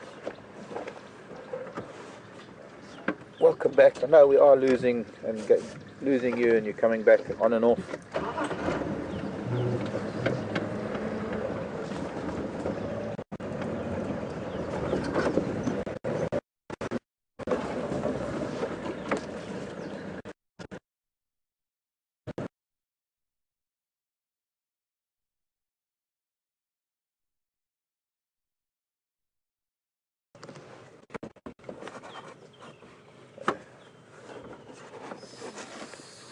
A really finicky signal this morning.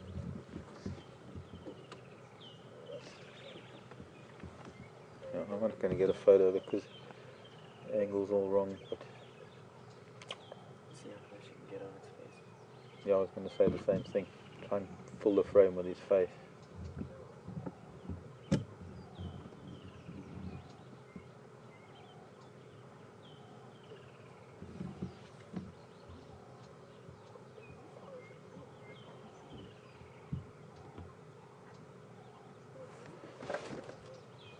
And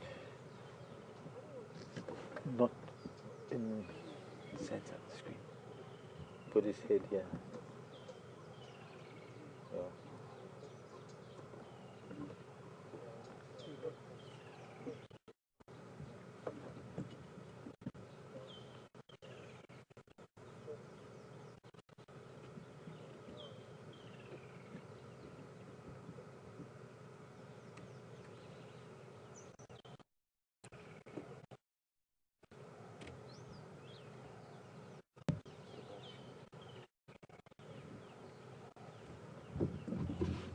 You're moving too much. Yeah, guys are moving around too much.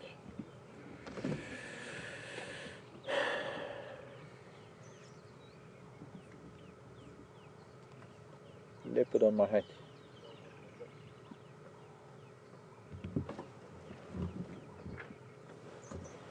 Oh, he's going to go onto that tree stump.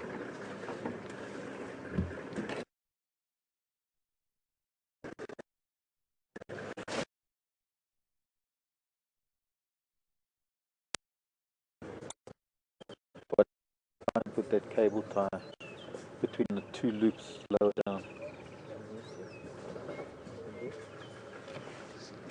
Okay, I'm going to try and follow him. I'm sure we might lose signal again. We're trying to tweak the antenna a little bit to get it more vertical. Even the 1 centimeter that it moves. So, we can lie down. A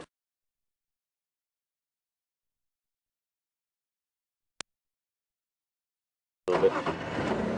He didn't snarl, he didn't get aggressive or anything, he just showed pleasure.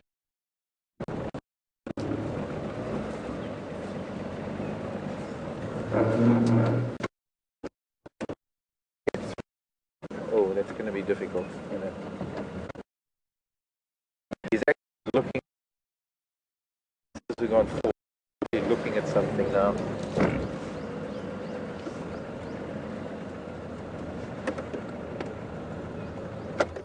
I don't know if you can get him through there, but it's going to wait for Bernie to get there.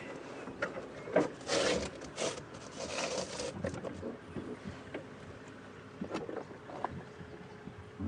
got the aerial mark, right?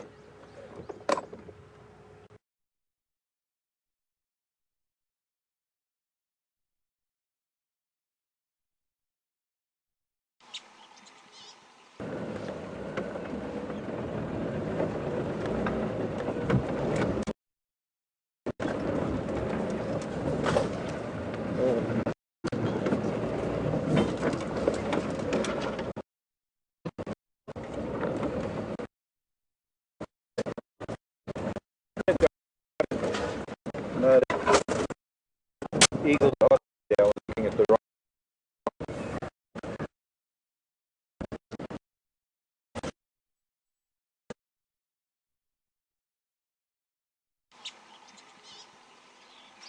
They forget they've got this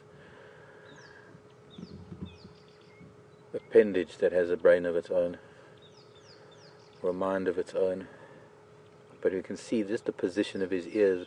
Very important, the colors and the markings of the ears to indicate where the ears are pointed and what the mood or what the ears are telling you, or another leopard for that matter. Often when it's a mother with cubs, when she's concentrating on something, it's the signal to them that they need to. I can hear dwarf mongoose shouting. There's something there.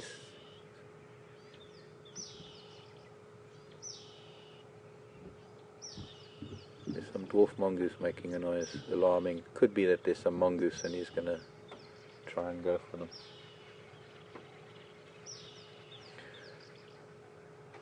Going into full stalk mode. But his tail, he needs to learn to keep his tail down.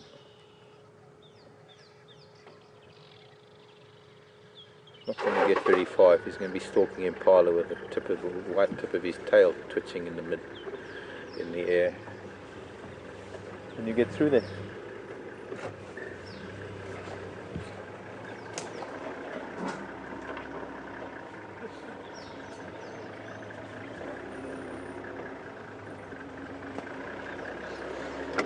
Okay, let's hold thumbs. That signal's going to hold while we head down. So, as I was saying earlier too, ordered long enough, you might get to sleep, do something. Stalking and twitching.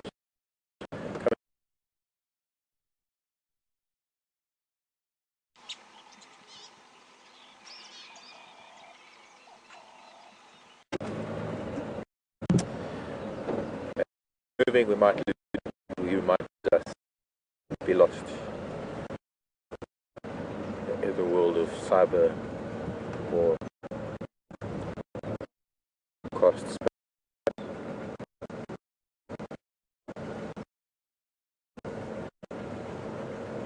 There, it's going up the other side.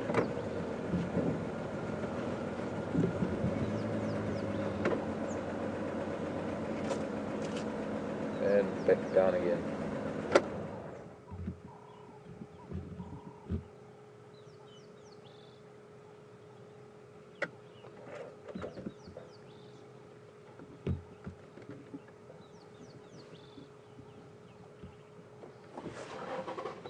Sicklebush flower, if we can, please.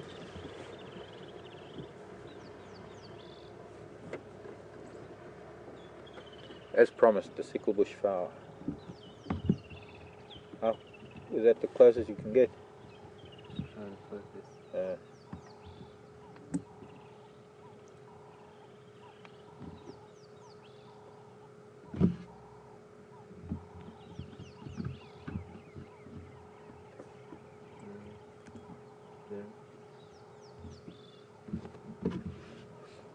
Chinese lantern. Or sicklebush. Well, it's the flower that's known as the Chinese lantern, not the plant. But that spiny branch that I was showing you earlier, that's the flower of it. They are really pretty, especially when they're flowering in profusion. For the ladies. Flower for the ladies. Okay, let's move on a little, see if we can find him again. It's gone down into the drainage line by the looks of things. Maybe we should move on. We've got a little bit of time left to see if we can find something else. What do you think? Especially with Signal, we've had a really great time with him. I'd also like to leave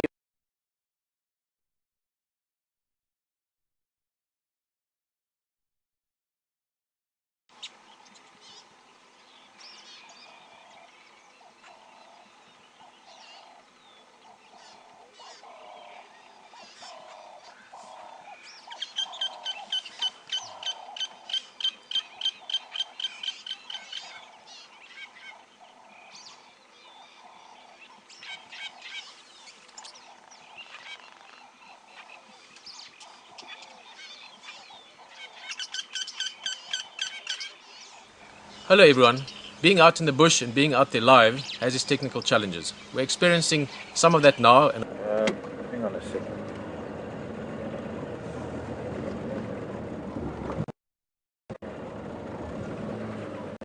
Any bit, I'd say these are dog tracks.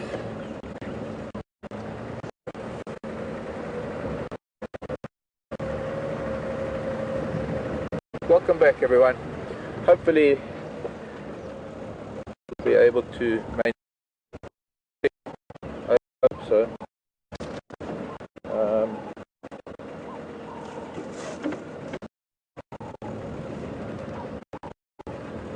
He's in that drainage line, and I've thought, well, so maybe we'll continue to see what we're up with in the buffalo track.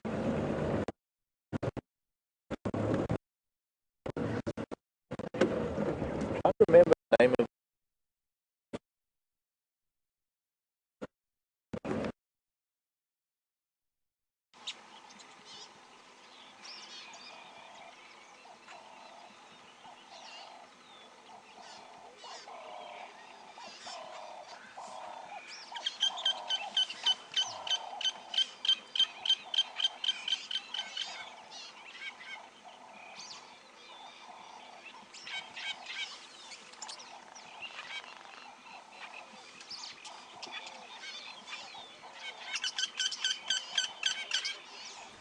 Hello everyone.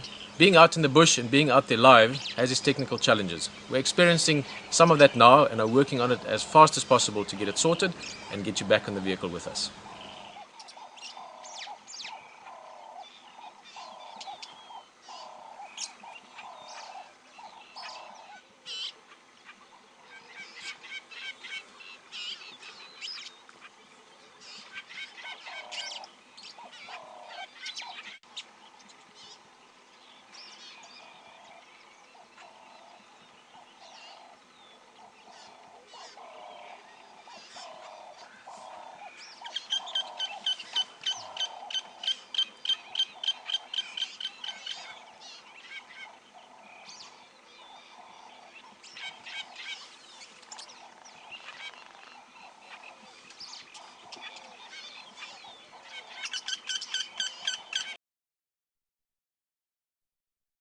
I think that it's the dwarf mongoose that were alarming so much, because there'll be a number of them, and every now and then one will pop its head up somewhere else and probably keeps his interest going.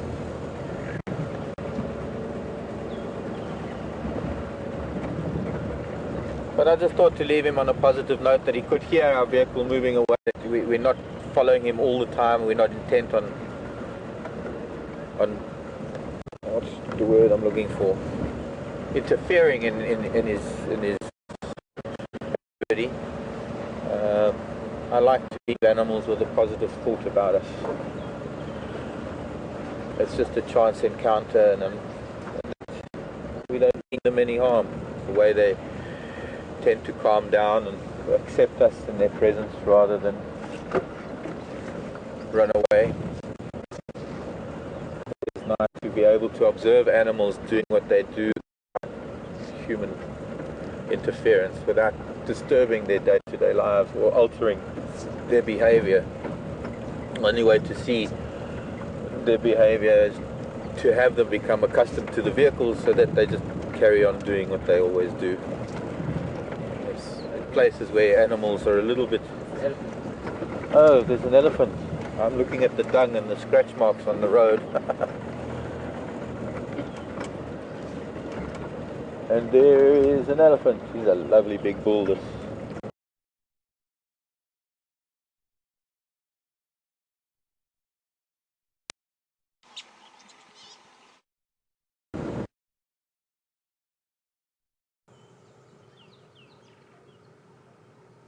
I'm trying to think of who he is. Just obviously been at the dam, or not at the dam, but at these mud wallows and these pans that we've just come past, and having not only a mud bath, but while I was looking, you can see he's been digging. He's got sand on the base of his front feet. He's got sand on his shoulders, so he's had a mud bath and a bit of a water bath, and he's thrown sand.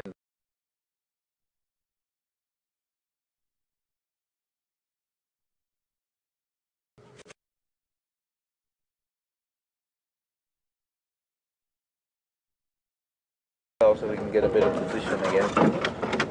And hopefully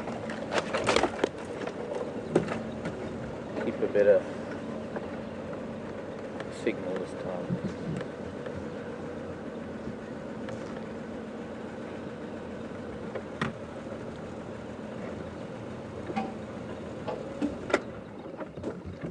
There we go, now I can get his face.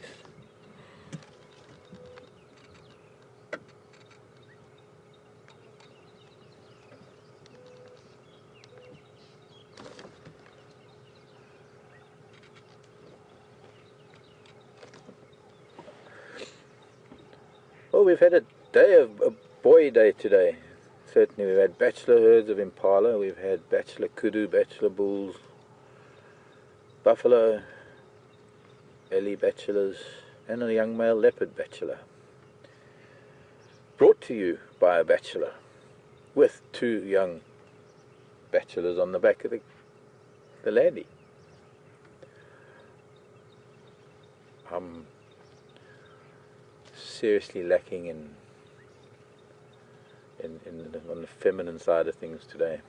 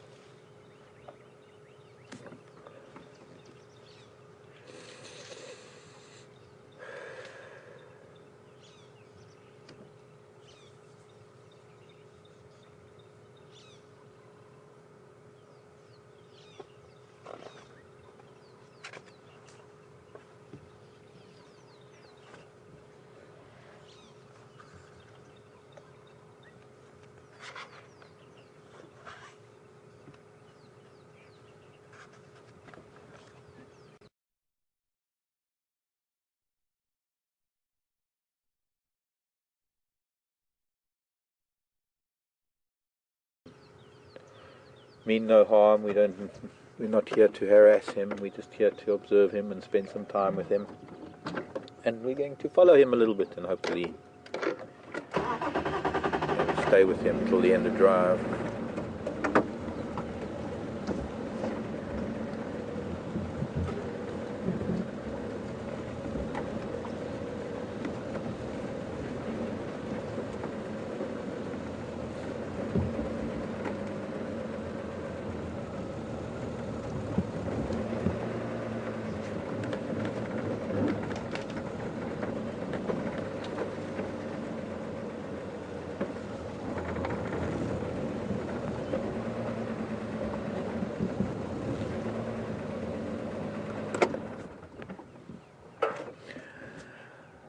It's probably the most amazing thing for me personally. I can't think of many things that I would rather be doing when I'm sitting with an elephant.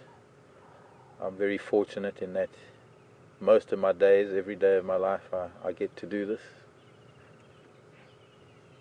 And sometimes I wake up, I even have an elephant on my stoep, on my patio,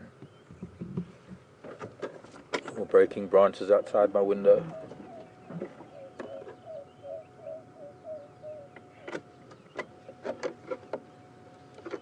And it's not something one can get tired of. It's the spiritual connection, the spiritual, or rather,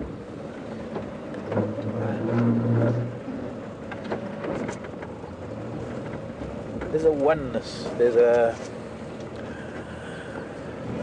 feeling of being in the presence of an animal. Well, actually, there are animals, but in the presence of an elephant, because elephants are these beings that are wise beyond measure.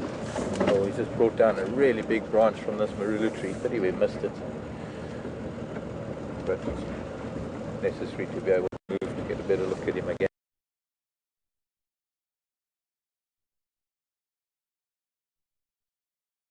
Digging up the other elephant, because certainly not him. The footprints and the the size of the feet that have been digging up plants here are a lot smaller than him. What's up, rollers? Rollers chasing kingfishers.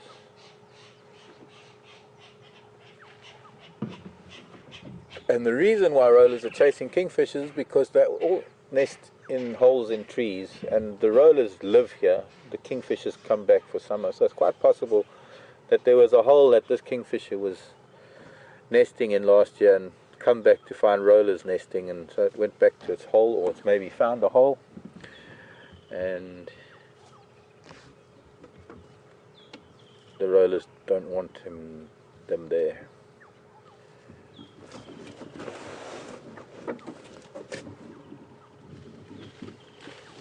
We're not going to have great views of him as he moves through the bushes and feeds on different trees. He might come towards us here. He's going to smell the bits of tuber and root that's been dug up next to me, and he might pick up the scent of that and come and investigate.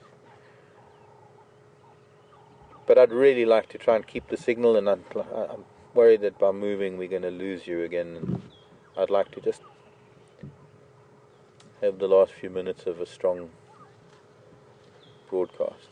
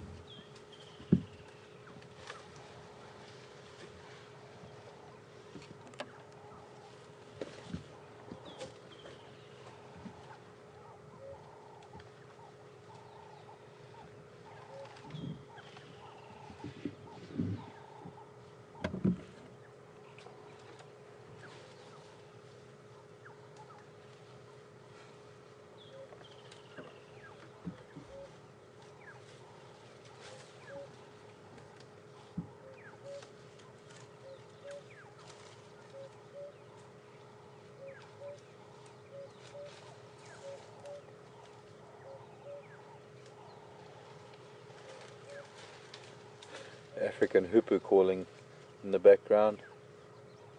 Hoop, hoop, hoop, hoop.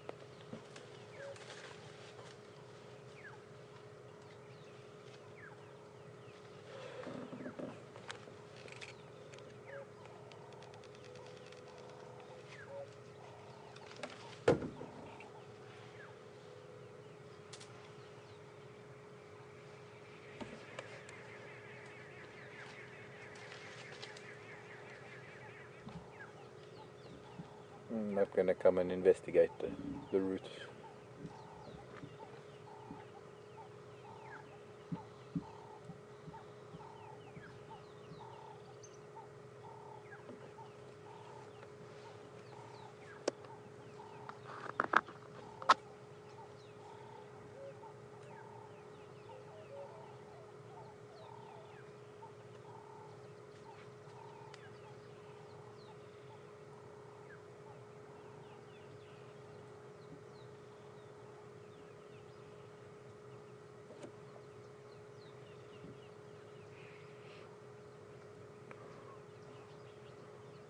And while we're here, can you get the morning glories on the ground? Yeah.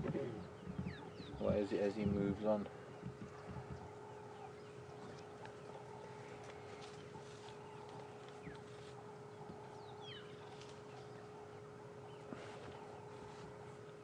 Ipamoya.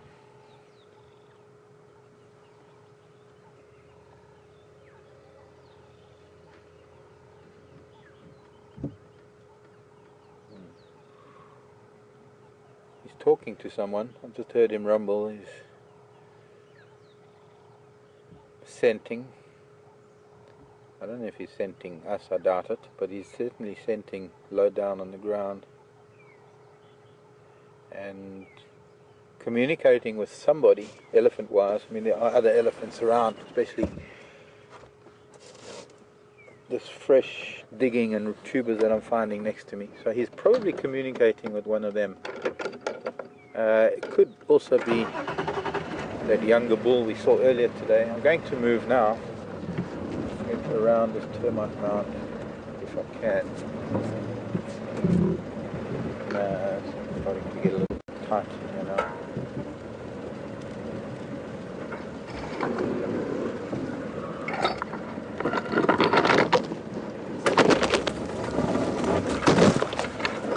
Unfortunately, this is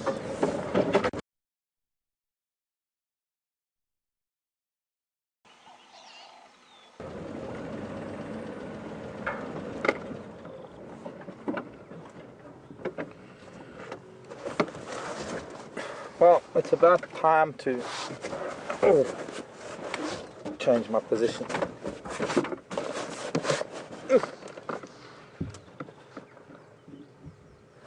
A nice way to end the drive. It has been an up and down drive of note, but it's mitigated by the fact that we've had a really, really great morning. I hope you've enjoyed, and those of you who have stayed with us right throughout this saga of signal and no signal, and we've got some really beautiful elephant shots, even better leopard shots. As I said earlier, a wonderful morning with the boys, all of us, and well, we'll see you later at about 3 o'clock Central African time. 4 o'clock, sorry, 4 o'clock. Bye bye everyone, see you later.